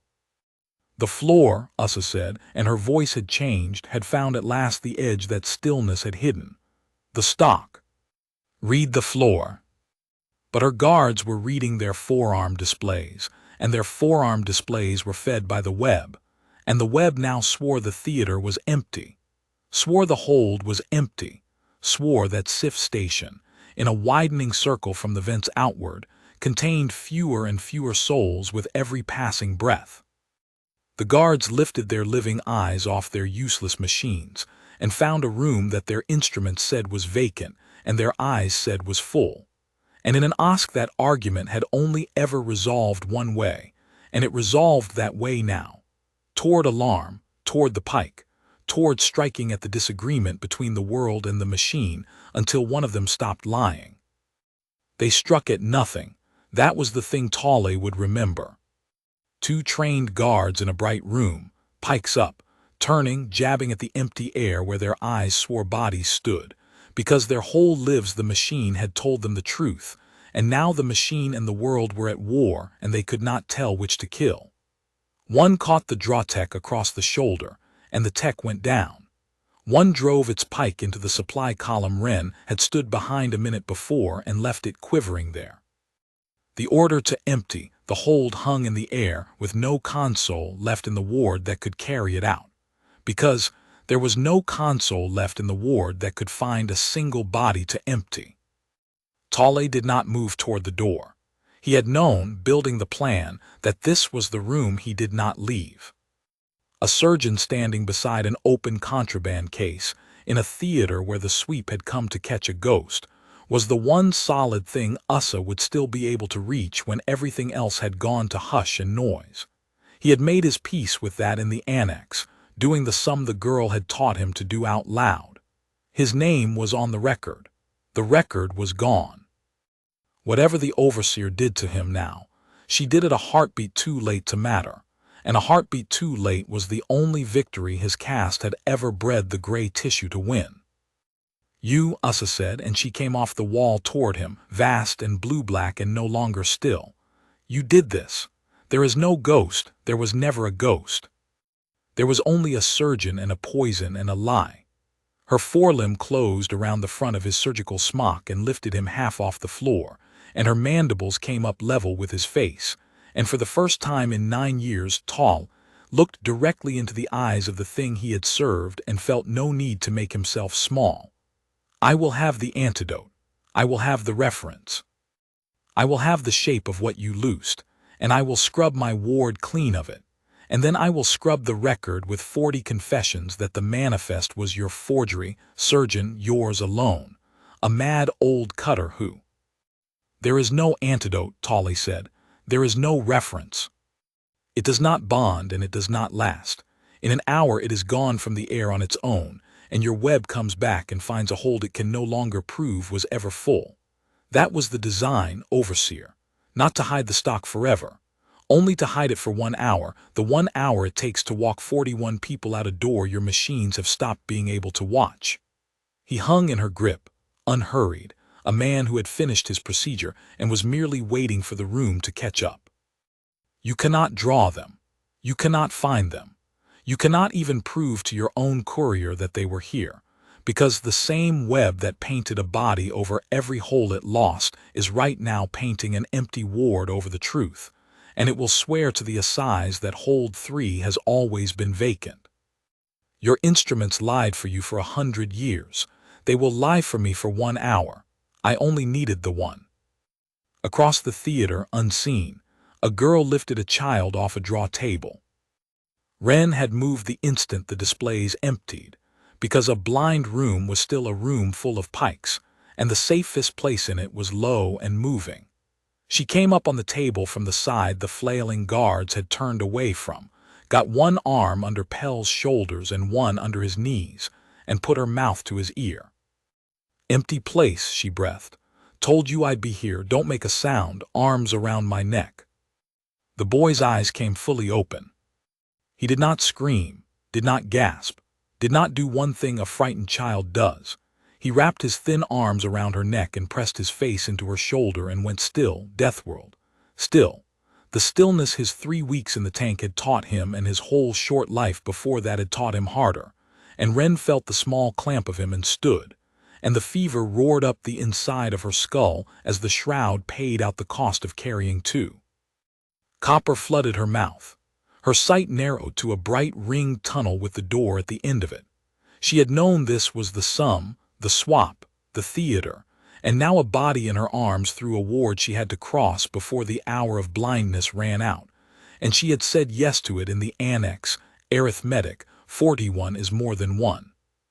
She held the sum and she held the boy, and she crossed the blind theater between 2 guards jabbing at ghosts, in the gaps, on the rhythm of their turning, and neither living eye caught the empty place with the child in it, because both living eyes were busy at war with their own machines. At the door she looked back once. Ussa had Tolle off the floor. The surgeon hung in the overseer's grip, 4 hands open, saying something Ren was too far and too fevered to hear. And his eyes, she was almost sure of it, across the bright ruined room found the door where the empty place stood, and held there for a moment, and something in the set of him eased, the way a man eases when the last thing he was carrying is finally out of his hands. He had told her the theater was the room he did not leave. She had done the arithmetic on that too, and hated it, and could not change it. He had traded a career and a caste, and very possibly his life for 1 hour of blindness, and the only thing that made the trade honest was whether the hour got used. She used it. She turned from the door with the boy clamped to her neck and the fever climbing and 40 more still to come, and went to spend the hour Tale had bought before the ward could learn to see again. Hold 3, when she reached it, was awake. Not all of them. The old ones, the long-drawn ones, whose stars had turned their wanting down to nothing, lay in their cots and blinked at a ceiling that had stopped meaning anything to them. But the gray hush had done a thing Tale had not promised, because Tale had not known. It did not only blind the web, it blinded the stars. A control star was a machine, and it steered its host by reading a nervous system it could see. And the hush had made every host in the hold a hole the little machine could no longer find. And a star that cannot find its host cannot steer it. And so all through hold 3 the softest, deepest captives were surfacing for the first time in weeks or months or years, coming up out of the schedule into the terrible clarity of wanting things again. The door stood open. Ren had not opened it, the hush had. A door that read tags could not hold a hold full of bodies it could no longer read, and its fail-safe had swung it wide, and 41 deathworlders were waking in a bright room with an open door, and no machine left in the ward that could see them do it. They were afraid. Of course they were afraid, the light, the open door, the return of wanting after so long down under, the small fierce animal fact of hope arriving with nowhere yet to put it. Ren stood in the doorway with a child clamped to her neck, and knew that a room full of frightened waking captives could undo the whole hour in a minute, could pour out the door in a screaming mass the guards would hear even blind, could turn 1 hour of quiet into a slaughter. So she did the thing the moon had taught her, the thing that had walked 17 people most of the way to a shuttle before the rock took them, the thing that was not courage and was not a speech, and was only the flat, steady voice of someone who had already done the arithmetic and needed you to move. "Listen," she said, not loud, pitched to carry no further than the walls. She set Pell on his feet inside the door and kept one hand on his shoulder. "My name is Ren. I came off a transport, same as most of you. The machines in this ward have gone blind, all of them, for 1 hour and not 1 minute more.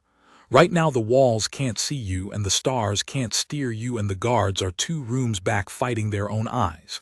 That ends. So we don't waste it on being afraid." She looked around the bright room at the frightened faces, the scarred hands, her stock, her people, 41 of them and a boy. "The ones who can walk you carry, the ones who can't. Nobody runs, nobody shouts. We move like water finds a crack, slow, quiet, all one thing. I know the turns. I've walked them blind for 4 days. You follow the girl the walls can't see, and in 1 hour we are off this station, and everything they've done to us is already sealed and gone where they can't take it back." She let that land. "You don't have to trust me. You just have to be quiet and move. Can you do that?" For a moment the hold held its breath. Then an old man near the back, drawn so long his star had nearly finished him, pushed himself up off his cot, swaying, and put his shoulder under the arm of a woman who could not stand, and looked at Ren with eyes that had just remembered how to want a thing, and said, hoarse, the first word he had chosen to say in longer than he could count. "Turns." "Turns," Ren agreed. "Follow me." They moved through the ward like water finding a crack, and Ren walked at the front of it with the fever eating her sight and the boy's hand fisted in her smock. And she counted turns the way she had counted corpses, because counting was the only thing that had ever kept the fear from doing the driving. 41 behind her. She could not see most of them without turning, and turning cost her, so she trusted the sound, the shuffle of bare feet, the low grunt of a strong one taking more weight, the absence of any voice, because she had told them water does not talk and they had believed her. The old man had the woman who could not stand. Two younger ones had rigged a cot sheet into a sling and carried a third between them. Pell walked at her hip, small and fierce, and every few paces he glanced back down the column and counted it himself, a boy who had learned in 1 hour to do the thing she did, and reported the number to her in a breath she could barely hear. Still 41. Still 41. She held onto the number the way she held onto the wall. The first checkpoint was empty. She had braced for a guard and found an abandoned arch, its display gone dark, its OSC pulled because Ussa, blind, had done the only thing a creature that ran on watching could do when it could no longer watch. She had recalled her guards from the corridors and massed them, Wren guessed, on the docks and the relay and the places that mattered, seating the blind middle of the ward entirely rather than scatter her sighted eyes across corridors her machines could no longer feed. It was the right move. It was also, Wren thought through the copper, the move of someone who had never once in her life had to hold ground she couldn't see, and did it clumsily, guarding the exits she imagined instead of the exits that existed. Because the exit Wren was walking them to was not a dock. Docks were where you went if you were cargo with a manifest. She was taking them to a service lock, the dome maintenance airlock Tolle had named on the first night, the one a ghost could ride, the one that fed not to a passenger berth, but to the string of stub-winged service tenders the ward used to crawl its own hull. No manifest cleared a service tender. No passenger web watched a maintenance lock. It was the door built for machines and the creatures that fixed them. And it was, for exactly this hour, the one door on SIF station that no one was guarding, because no one had ever imagined stock walking out through the plumbing. Halfway there, a strong one broke. It was not the boy, and it was not the old man. It was a big scarred human in the middle of the column, drawn long enough to be dangerous and surfaced hard enough to feel all of it at once. And the wanting came up in him wrong, not toward the door but toward the guards, toward the ward, toward the century of it, and he stopped in the corridor and his breath went ragged and his hands came up and Wren heard the column stall behind her and knew, without turning, that he was about to make a noise that would end them all. She could not cross the fever fast enough to reach him, but Pell could. The boy let go of her smock and slipped back down the column before she could stop him, and Wren turned in time to see a 10-year-old plant himself in front of a shaking 200-pound man and take one of those big trembling hands in both of his small ones and say, not loud, the thing Wren had said to him through a maintenance panel 2 nights ago. Empty place. Be brave in the theater, not the tank. Be brave later, not here. And the big man looked down at the child holding his hand and something in him folded back down, not healed, not calm, but held, and his breath steadied, and he let the boy turn him back toward the door and lead him on. Wren looked at Pell over the heads of the column, and the boy looked back and did not smile. Deathworld children did not waste smiles on the middle of a crossing, and mouthed the number. Still 41. A dispenser alcove nearly cost them the whole column. It sat off a junction she had to cross, and its courtesy display had come back early. A bright square of patient blue awake before the rest, close enough to passing body to strain, and as the front of the column crossed the junction the square rippled, that smooth too-clean smear sliding across it, and a maintenance drone parked in the alcove woke to the ripple and swung its little sensor head toward the corridor. Wren stopped the whole column with a fist. 41 bodies froze mid-stride. The drone was not a guard. It did not carry a pike or a fear or 100 years of training to distrust a hole, but it carried a channel, and a flag on that channel would wake a guard somewhere that did, and the drone's sensor head quartered the junction looking for the thing that had strained its display. It found warm, empty air. It found smooth, clean floor. It found, because the web had already begun painting the emptiness over, exactly the nothing it expected, and after a moment its head settled, and its little light dimmed, and it went back to waiting for a mess to clean. Wren let the column breathe. Then she moved them across the junction one body at a time, in the drone's blind arc, and did not let herself think about how many junctions were left or how many displays had come back or how thin the hush was getting in the air behind them. Because thinking about the size of a thing was how you froze in the middle of it, and she had never once frozen. The hour was going. She could feel it going the way she could feel the fever climbing, two clocks racing each other down the inside of her skull. Tale had said an hour and not a minute more. The hush did not bond, did not last, was already thinning out of the air behind them, and somewhere at the edges of the ward the web would be coming back, patch by patch, blinking its patient blue awake and reaching again for all the bodies it had lost.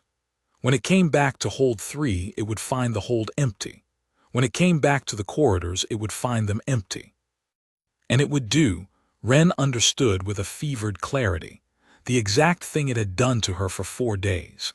It would paint the emptiness over, would refuse the whole, would decide that a ward with no bodies in its middle must be a ward correctly at rest, and would report to its frightened overseer that all was well in 100 corridors that were, in fact, full of walking stock.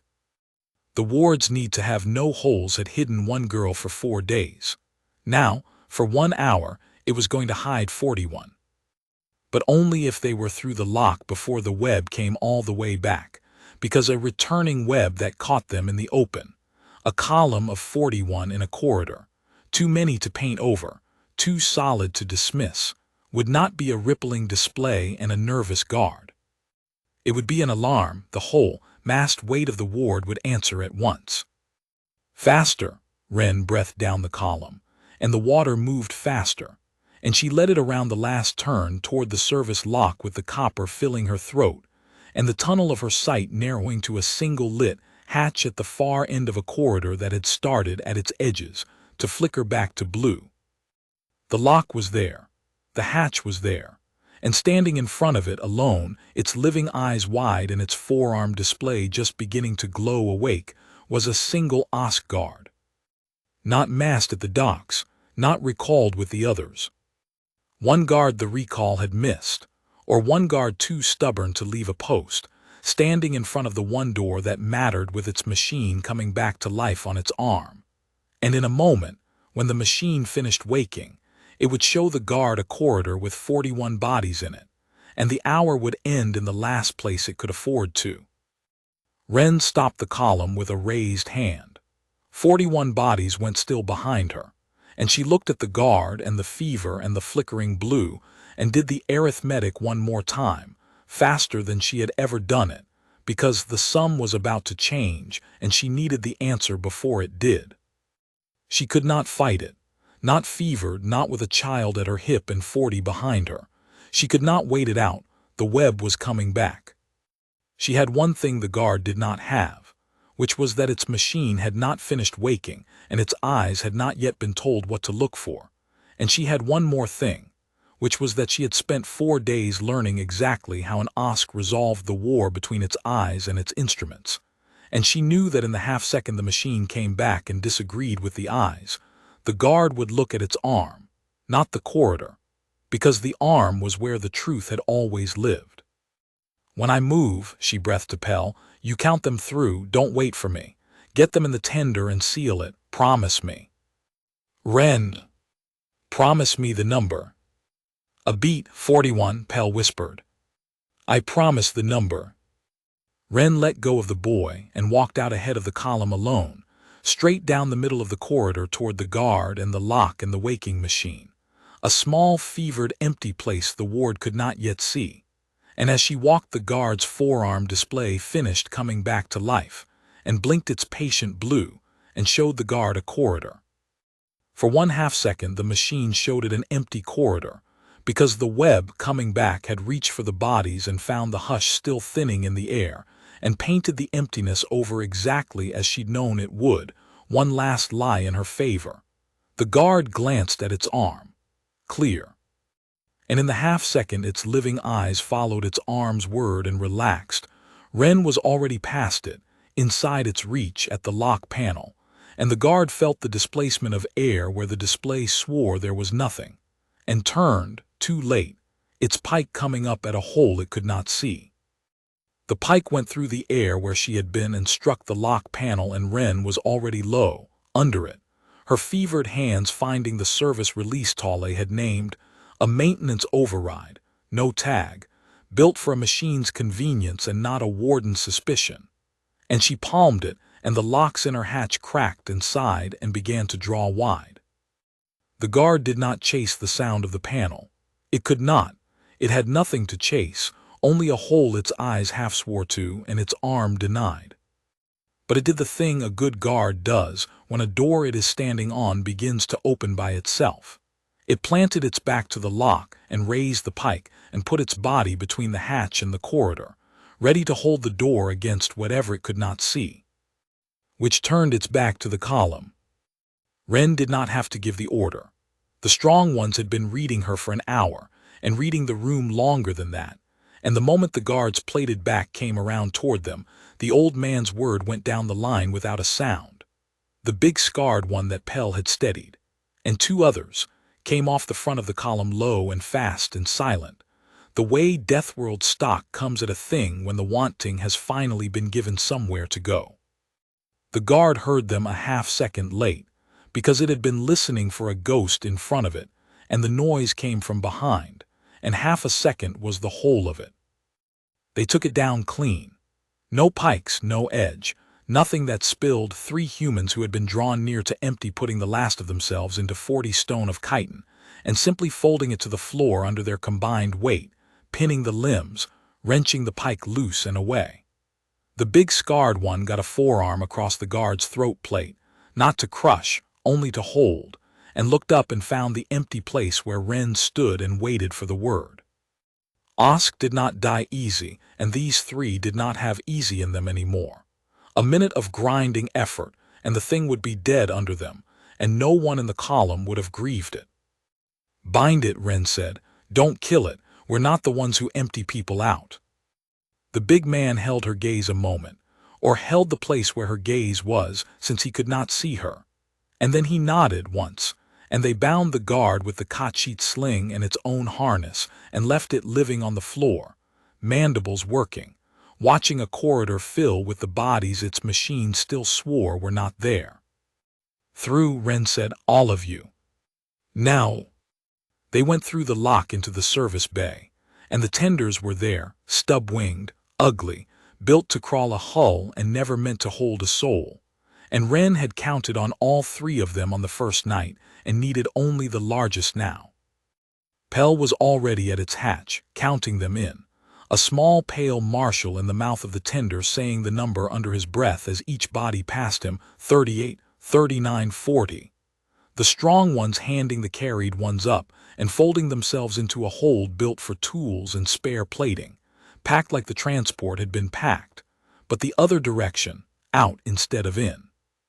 41, Pell said, as the old man came last through the hatch with the woman who could not stand still braced against him. "That's all of them. That's everyone." He looked out of the tender at the empty place by the lock. "Wren, that's 41, come on." And Wren stood in the service bay with her sight down to a bright ringed pinhole and copper flooding her mouth, and the fever finally, fully, come to collect, and understood the last line of the arithmetic she had done in the annex and not spoken aloud even to herself. The tender was tagless, a service craft cleared to crawl the hull, invisible to the passenger web, but it was not a ghost. To undock it, to fly it clear of the station's control field, someone had to key the release from inside the bay at a console, and the console read the pilot the way every console on SIFT station read a body, and it would find a pilot or it would not release, and a pilot it could not find was a pilot it would not trust with the door. She was the only pilot in the bay the console could not find, which meant the release would have to be keyed by a body the console could see, a tagged body, a real one, standing in the bay while the tender pulled away, and there was exactly one of those left on the loose side of the ward, and it was not going into the tender. It could not. The moment it keyed the release and the machines came back, it would be the only body in an empty bay, the only thing the returning web could find where 41 had passed, the loudest hole, That wasn't a hole on the whole station. She had known this on the first night when Tale drew her the turns. She had not told him. She had not told Pell. She had done the sum and carried it quiet the way she carried all of them, because a sum spoken aloud becomes an argument, and she had not had time for an argument. Pell, she said, I need you to fly them out. The boy went still in the hatch. There's a console by the wall, Wren said, and her voice was flat and steady and getting further away from her with every word, the fever pulling her down the well. It's tagged to the ward.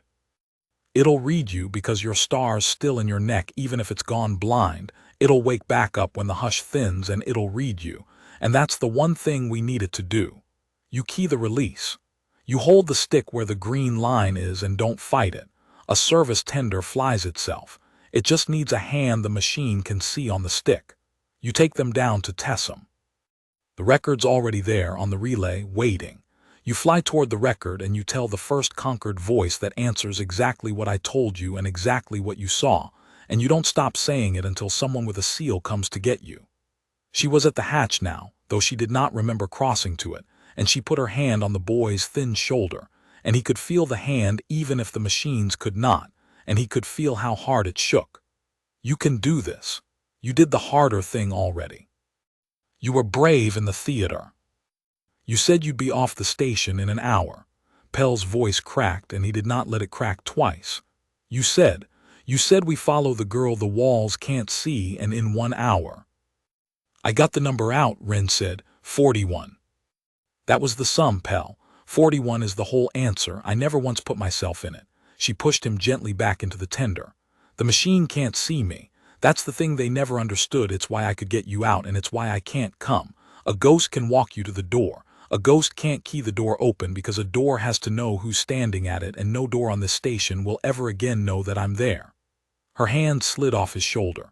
Key the release. Green line. Tessum. Don't stop saying it. Go. She stepped back out of the hatch into the empty bay, into the place no console would ever find her, and reached past the boy's stricken face to the wall panel, and did the last thing her fevered hands were good for. She could not key the release. The panel would not know her, but she could hold the inner hatch open from the bay side while the tender pulled clear. A manual seal only a body in the bay could work, the small necessary hand that a ghost could still lend from the far side of a door. Green line, she said again, softer, already fading. Say the number till they believe you.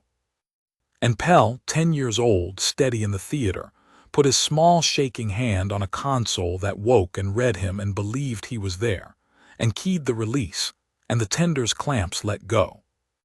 Tale felt the tender release before any alarm sounded, because he had built his whole life around instruments, and he knew the particular silence of one going out. Ussa still had him off the floor.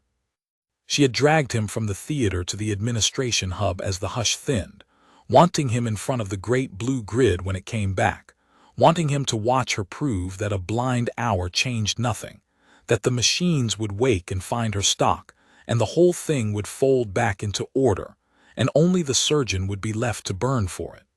The guards had massed at the docks and the relay on her word. The hub filled with the low returning hum of a web coming back to life, patch by patch, arch by arch, the patient blue crawling awake across the wall. Now, Ussa said, and dropped him and turned to her grid. Now we see. And the grid came back and showed her nothing, and could not stop showing her nothing. And Tall understood that he was about to watch a creature that had run its entire life on watching be destroyed by the one thing it had never once had to do, which was to believe in absence. Hold 3 came up first. The web reached for the 41 bodies it had held for weeks and months and years, and found the hold thinning empty, the hush not yet gone, the cots warm and vacant. And it did the only thing the office had ever taught it to do with a hole, the thing Tall had bet his life on it doing. It refused the hole. It painted the emptiness smooth. It reported hold 3 at rest, occupancy nominal, 41 souls sleeping their scheduled sleep, and drew 41 calm blue motes onto the grid where there were no longer any bodies at all, because a ward that would rather paint a body than admit a hole cannot, when the holes are all it has left, do anything but paint. There, Ussa said, and Tale heard the relief crack through her voice. There they are, the web has them. The hour meant nothing, surgeon. They are exactly where. They are gone, Tale said quietly. You are looking at paint. The overseer went still. For 4 days, Tale said. Your machines drew a body in Bay 4 every hour and you looked at it, and you told me the crucible intake slept like the rest of them. There was no one in that bed. The web painted her because it could not bear the hole she made, and you believed the paint, because believing the paint is the whole of what this ward is. It is doing it again now. It is painting 41 sleepers into an empty hold so that its picture stays whole, and it will swear to you they are there, and it will swear it to the courier, and every oath it swears is the same oath it swore about a girl who was standing in the middle of an empty room the entire time. He got his feet under him slowly, a gray-gold surgeon rising in the blue light. You cannot draw them, overseer, because they are not there to draw. You cannot recover them because your instruments will not admit they are missing. And you cannot prove to the assize that they were ever here at all, because the same web that hid one girl from you is now hiding 41 from you, and it will go on hiding them faithfully forever, because you built it too. On the far wall, a single line of amber crawled across the dock readouts. Service Tender 3, Clamp Release, Hull Departure, Unscheduled. And then, a breath later, the web reached for the tender to hold it, to name its pilot, to log the body at the stick, and found a small tagged flicker there, a child star newly woken, reading true. And then the tender crossed the edge of the station's control field and was gone, out over the green-gold curve of Tessum in the full blaze of the planet's day. A stub-winged speck falling toward a relay that already held the truth and a courier lane the assize would ride in 6 days and was, Tale would learn later, already riding in one, because a sealed declaration flung across the open net does not wait for a schedule. It arrives everywhere at once, and everywhere at once ships turn. Ussa looked at the amber line. She looked at the painted sleepers in the empty hold. She looked at the surgeon standing in her hub with his name on a record that had already crossed 1,000 relays, certifying in his own hand the crime her own seal had stamped and sent. Recall the tender, she said, and her voice had gone flat and strange. Docs, recall but there was nothing to recall it with. A service tender answered to a maintenance channel her masked guards did not hold, and it was already past the field, and the child at its stick was already saying a number into every conquered frequency his small hands could find. Then find the girl, Ussa said. The one from the theater. She is still aboard. She keyed nothing, she flew nothing. She is still on my station. Find her, surgeon. You made her. You know her shape. I made her so that you never could, Tale said. That was the entire point. She is somewhere on your ward right now, and your web is painting smooth floor over her exactly as it did for 4 days, and you will send every guard you have into every corridor, and they will find warm, empty air, and their machines will swear the air is empty. And in the one moment a living eye disagrees with the machine, they will look at the machine, because you trained them their whole lives to look at the machine. He almost pitied her. He found, to his surprise, that he did not. You spent a century making certain nothing on this station could move without being seen. And the first thing that ever learned to move unseen walked out your plumbing with 41 witnesses and your own sworn confession, and left you a ward full of paint. You will not find her, overseer. You have made yourself, of all the creatures in the galaxy, the one least able to. The web finished coming back, the hub filled with its patient blue, and all across the grid, in a hold and a bay and 100 corridors, it drew calm and orderly and complete the picture of a ward at perfect rest. Every body accounted for, every soul asleep on schedule, nothing missing, nothing wrong, nothing there at all. Wren did not remember most of the hour after the tender left. She remembered the clamps letting go, the hard shudder of it through the bay wall she was braced against, the tender's mass swinging free, the boy's white face in the closing hatch. She remembered thinking, clearly, 41, the whole answer, and feeling the sum close, complete at last, with herself outside it exactly as she'd planned. She remembered the fever coming up over her head like water over the visor of a dead man's suit, and the copper, and the bright ringed tunnel of her sight narrowing to a point, and then to nothing. She did not remember sliding down the bay wall. She did not remember the guards coming, and they came, on Us's word, poured into the service bays with living eyes wide and pikes ready and forearm displays swearing the bays were empty. She did not remember them passing within a pike's length of her 3 times, 4, sweeping the warm, empty air where their machines drew smooth, clean floor over a girl folded small against the wall, unseen, unfound, hidden by the last thin breath of the hush and the web's faithful refusal to admit a hole. She did not remember the guards being recalled when the first conquered patrol crossed the edge of the system, or the alarms, or the long, ugly settling of a station realizing it had already lost. She remembered distantly a voice. Not the machines never spoke to her, had never once known she was there.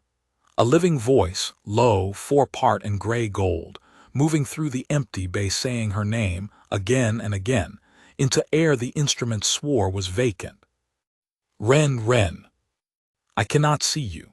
I made you so that I never could, and now I am the one looking, and I have only the wrong eyes for it. The voice came closer, and closer, quartering the bay by hand, by memory, by the shape of a plan they had drawn together in a records annex a life ago. You are here. You did not put yourself in the sum, so you are still here, in the one place the door was, because a ghost cannot key a door and you would not leave until the last of them was through it.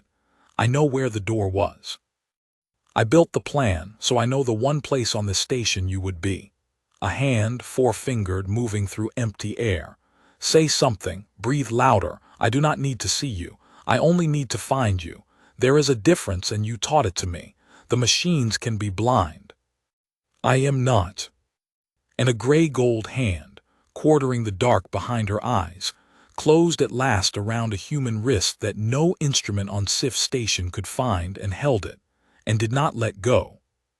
Tale carried her because he could not do the other thing yet, and carrying was a thing his hands still knew. He got her up off the bay floor, a small burning weight, lighter than a girl her age should be, the fever pouring off her skin, and could not see his own arms where they held her, because the shroud hid whatever it touched, and it was touching him now, and he found that he did not mind carrying a weight he could not see. He had spent a career trusting instruments over his own hands. He carried her out of the bay by hand, by feel, by the plain animal fact of her breathing against his chest, and it was the truest thing his hands had done in 9 years. The station was coming apart around him in the particular way institutions come apart, not with fire, with silence, with every system that had lied so smoothly for so long suddenly refusing to agree with any other. The web swore the ward was at rest. The dock swore a tender had left. The relay log swore a sealed declaration had gone out under the station's own key, and the hub swore the overseer had authorized it, and the medical record swore, in Surgeon Tale's own certified hand, that every reclamation in it had happened and been unlawful. A ward that ran on one clean story now had 6 stories and no way to make them one, and the guards stood in the corridors not knowing which to enforce, and above them all the conquered patrol was closing, hailing, demanding the station stand down and open to audit. He met the auditors at the hub, because Ussa had dragged him back there, and then, when the patrol's boarding tube sealed to the dock, had simply stopped, a large blue-black creature standing very still before a grid that would not stop painting a lie, out of moves, out of clocks, out of the one thing she had built her whole ward to guarantee.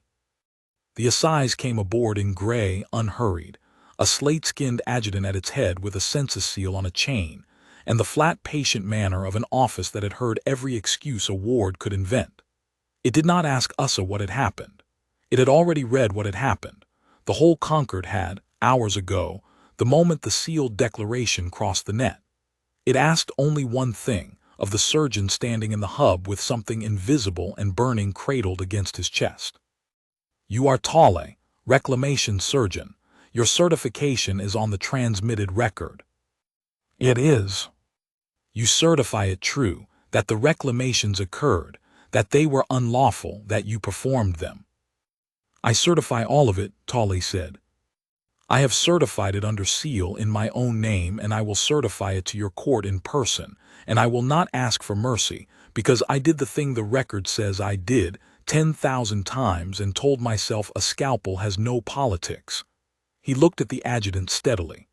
"I am not the witness you want. I am the confession. The witnesses are on a service tender making for Tessum relay with a 10-year-old at the stick, and there are 41 of them, and they are the only reason any of this is more than paint. Find them first. Then take me."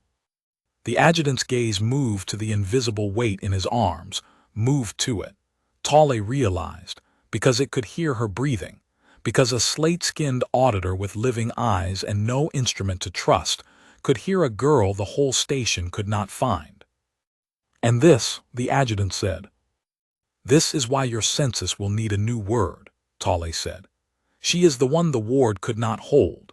She carried the record to the seal with hands your machines could not log, and she walked 41 witnesses out a door your machines could not watch, and she is dying of the thing that let her do it, and I would very much like your permission to stop that from happening before you take me anywhere at all." The adjutant looked for a long moment at the empty air that breathed. "Overseer Kesh Ussa," it said without turning, "you are relieved and detained pending the court. Your station is impounded. Your web is quarantined as evidence in the state it is in, painting and all." And then to Tale in a different register, quieter, "Save your patient, surgeon. The court will want the confession, but the galaxy will want the girl." Ussa spoke once more as the gray figures closed around her. Not to the adjutant, not to Tale, but to the grid, to the great patient blue wall that had served her faithfully for 100 years and served her still, drawing its calm, complete picture of a ward at rest. "It says everyone is here," she said. "It has never once been wrong. It says the hold is full and the corridors are quiet and every soul is accounted for. It says," her voice thinned, "it says there is no one missing. Read it. It says there is no one missing at all." "I know," Tale said, and turned away with the girl who was not on it. "That is the trouble with an eye that cannot bear a whole. In the end it will tell you anything at all, so long as the picture stays whole. You taught it to lie for you. It does not know how to stop." He carried her off the ruined station in his own arms, by feel, by breath, an invisible burning weight against a surgeon's chest. And behind him the great blue grid went on swearing faithfully to an empty room that nothing at all had changed. The medbay aboard the assize cutter could not find her either, and for the first hour the auditor's own physician, a careful four-eyed creature of a caste Tale did not know, nearly lost her to it, reaching for readings the machines would not give. For a pulse the instrument swore was not there. Working blind on a patient the whole ship's medical array insisted did not exist. Tale took the table. He worked the way his caste had worked before the conquered gave them machines, by hand, by eye, by the gray-gold intuition of a surgeon who had grown shrouds in his youth and knew the hungry rhythm of the tissue better than any instrument could read it. He could not see her. He did not need to. He had put the shroud into her with his own 4 hands, and he knew where it lay, curled against her spine, feeding, burning her down to pay for a field she no longer needed, still faithfully hiding a girl who was no longer running from anything. "It has done its work," he told the four-eyed physician, low, both of them bent over a patient neither could see. "It does not know that. It goes on paying out the field because paying out the field is all it is. I have to make it rest. Not tear it out now and the shock finishes what the fever started. Make it rest. Let it idle. Let her body carry it quiet, the way it has carried everything the moon and the ward ever put into her, and let her decide when she wakes whether she wants to keep a thing that can make her a hole in the world or be rid of it and be seen." His hands moved in the empty air above the table, sure, unhurried. She has earned the choice. She has earned every choice. She spent 4 days and 1 hour making choices for 41 other people and never once made one for herself. So we do not make this one for her. We only keep her alive to make it. It took the rest of the night, by the ship's reckoning. Somewhere in it the fever broke, the copper receding, the burning banking down, the shroud settling from its ravenous full field into the low gray idle Tale coaxed it toward, hungry still but patient now, resting, letting its host lie quiet on a table in a ship that would learn slowly to find her again as the field thinned. Somewhere in it a pulse returned to the instruments, faint, then steady, a body swimming back up onto the grid it had been absent from for 5 days. And somewhere near dawn, as the last of the field idled down and the medbay's array finally, tentatively, admitted that there was a patient on the table after all, a small human shape resolved out of empty air under the surgeon's 4 still hands. A girl, 19 and looking older, brown hair hacked short, a graze healing on one cheekbone, dirt still in the creases of her knuckles that no cleansing field had reached. Visible, findable, there. Wren opened her eyes to a ceiling she did not know, and did the thing she did coming up out of everything, which was to take inventory before she let anyone see she was awake. 2 hands, both legs, ribs, a cold thread down her spine, banked low now, idling quiet. And a 4-armed shape bent over her, gray gold, exhausted, watching her face with an expression she had learned to read in a records annex a life ago. "The number," she said. Her voice came out a wreck. It was the first thing she asked, before her name, before where she was, before anything, because it was the only thing that had ever mattered. "Tale, the number." 41, Tale said, and a boy at the stick who would not stop saying it into every frequency in the system until a conquered patrol turned to find out who kept insisting there were 41. "They are safe, all of them, on the relay under conquered seal, being counted by people who are writing their names down to keep, not to draw." He leaned closer, so she would not have to spend strength hearing him. "You put 41 out and you never put yourself in the sum. So the boy did. He would not let the tender go until it went back for the girl who wasn't on any display. The whole of the census is looking for a new word for you, Wren, and the only one they have keeps coming up short, because their word for a thing they cannot see is missing, and you were never once missing. You just refused to be found." They brought Pell to her on the 2nd day, when she could sit up, and he crossed the medbay at a dead run and then stopped a pace short, suddenly shy, because the last time he had seen her she had been an empty place by a lock, and now she was a girl in a bed with a face, and a face was harder to run at than a voice.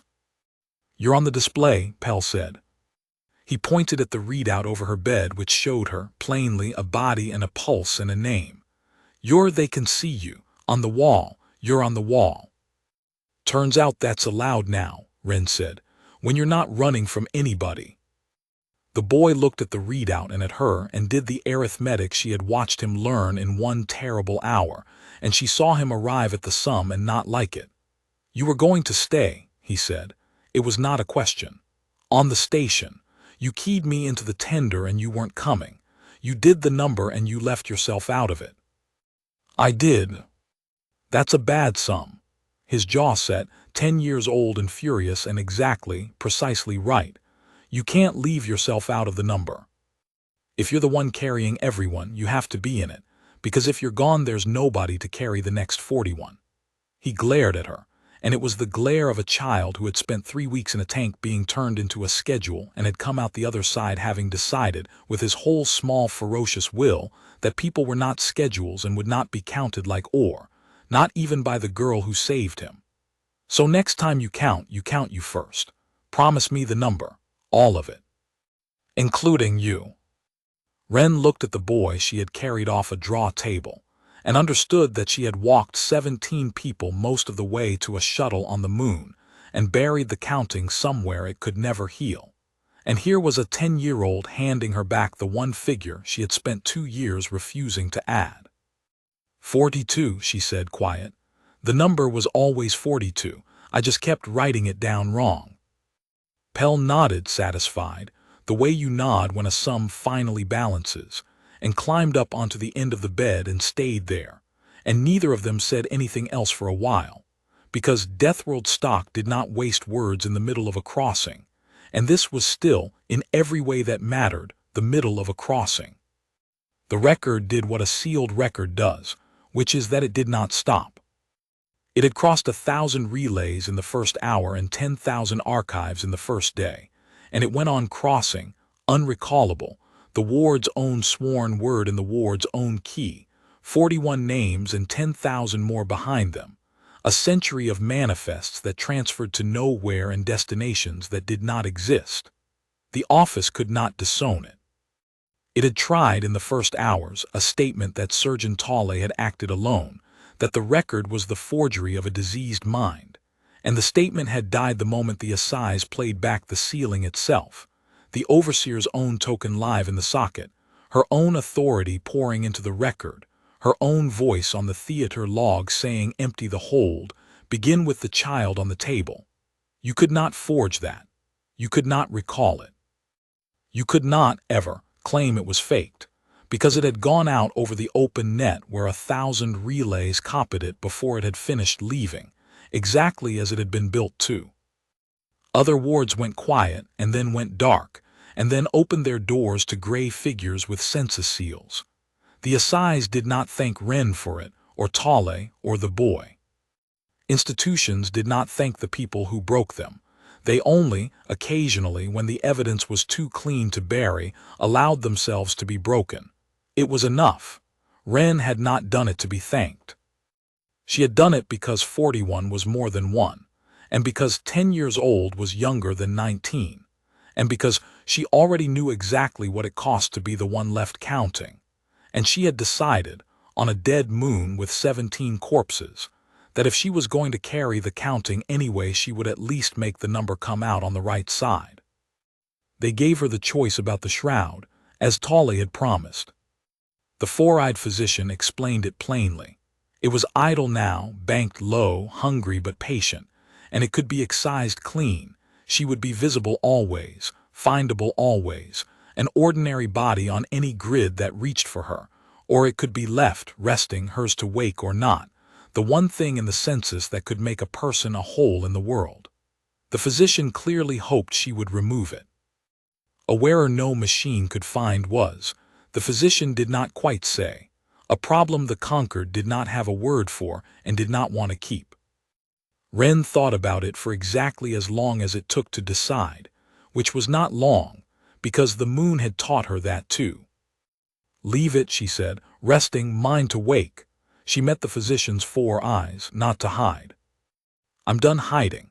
I did the hiding when I had to, and I'm not sorry, and I don't need to do it anymore. But I spent 5 days being the only thing on a station full of eyes that nobody could watch, and I found 41 people that all those eyes had spent 100 years pretending not to see. So I'm going to keep the thing that made me a whole, not because I'm afraid of being seen. She looked at the readout over her bed, at her own name on the wall, plain and findable and there. Because the next ward that decides some kid is going to build itself out of eyes, same as this one did. And somebody should always be the thing those eyes can't hold. Might as well be me. I already know the grammar. The physician did not argue. Tolle in the corner said nothing, but something in the set of his 4 shoulders eased, the way it had eased in the theater doorway, the way a man eases when a thing he made turns out, against all his fear, to have been made right. She went to see the 41 on the 3rd day, because she had promised herself once that she would not move people like cargo, and the promise did not end at the lock. They were on the relay's lower ring, in a bay the assize had opened for them, and it was the first room Wren had been in since the transport that was not built to watch anyone. No grid on the wall, no courtesy display pinning each soul to a schedule. Just a wide plain space full of people learning slowly, hour by hour, how to want things in the open without a star at the base of the skull turning the wanting back down. The long-drawn one still sat mostly still, blinking at a ceiling that had begun, cautiously, to mean something again. But the others had started to move, to talk, low, in the half-dozen tongues the crucible world spoke, to hold each other, to eat food no console had metered out, to do the small, ordinary human things 100 years of wards had been built to make impossible. The old man found her first. His star was out now. Tale had walked the assize physicians through the release before they took him, one last unlogged mercy, and the drawn-down gray of him had begun to fill back in, and he crossed the bay and stood in front of her and did not say turns this time. He said his name. It was the first thing every one of them did when they could. She would notice over the next days. They said their names to her, to each other, to the census clerks, over and over, the way you say a thing you were made to forget until you are certain it is yours again. The office had spent a century turning names into categories. The 41 spent their first free days handing the names back and forth like water in cupped palms, afraid to spill a drop. They wanted to know who to write down as the reason, the old man said. The clerks, they kept asking us who got us out, who to name. He looked at her with eyes that had remembered how to want and were spending the want right now on her. We told them nobody got us out. We told them the walls just stopped being able to keep us and we walked. Because you told us a ghost's word is worth nothing, and a girl who wasn't on any display would just be a story they could bury, same as the rest. So there's no name in their record but the 41 of us and the boy and the surgeon. You're not in it. A pause, and the ghost of something that on a less used face might have been a smile. You'll have to forgive us. We learned reading the room from watching you do it. We figured the last thing you'd want is your name in a box on their form. Ren looked at the old man, and at the bay full of people saying their names, and understood that she had spent 5 days being the one thing no eye could hold, and that these 41 had just, deliberately with care, made her invisible one last time, not to the machines, but to the record, so that no institution could ever pin the whole of it on a single girl and call it an aberration and move on. They had hidden her the way she had hidden them. It was the only thank you her kind knew how to give, and it was the right one, and she took it. Keep saying the names, she said, all of them. Loud enough that the next clerk who wants a category instead of a person has to write a person down instead. She put her hand on the old man's arm. That's the whole of it. That's all we ever needed them to do. Just look at us and write down who we are. They took Tale to the court on the 4th day. He did not ask her to come, and she came anyway, with Pell, and stood at the back of a gray conquered chamber and watched a surgeon certify his own confession to a panel that had already read it. He asked for nothing. He offered the record and his name on it, and 10,000 small deaths he had told himself were above his rank, and when the panel asked him why now, why this intake, why a shroud out of a sealed store when he had installed the star 10,000 times without flinching, he said only that he had read a line in a file, do not waste the aggression, and had not been able to tell himself the old lie one more time. They did not free him. Ren had not expected them to.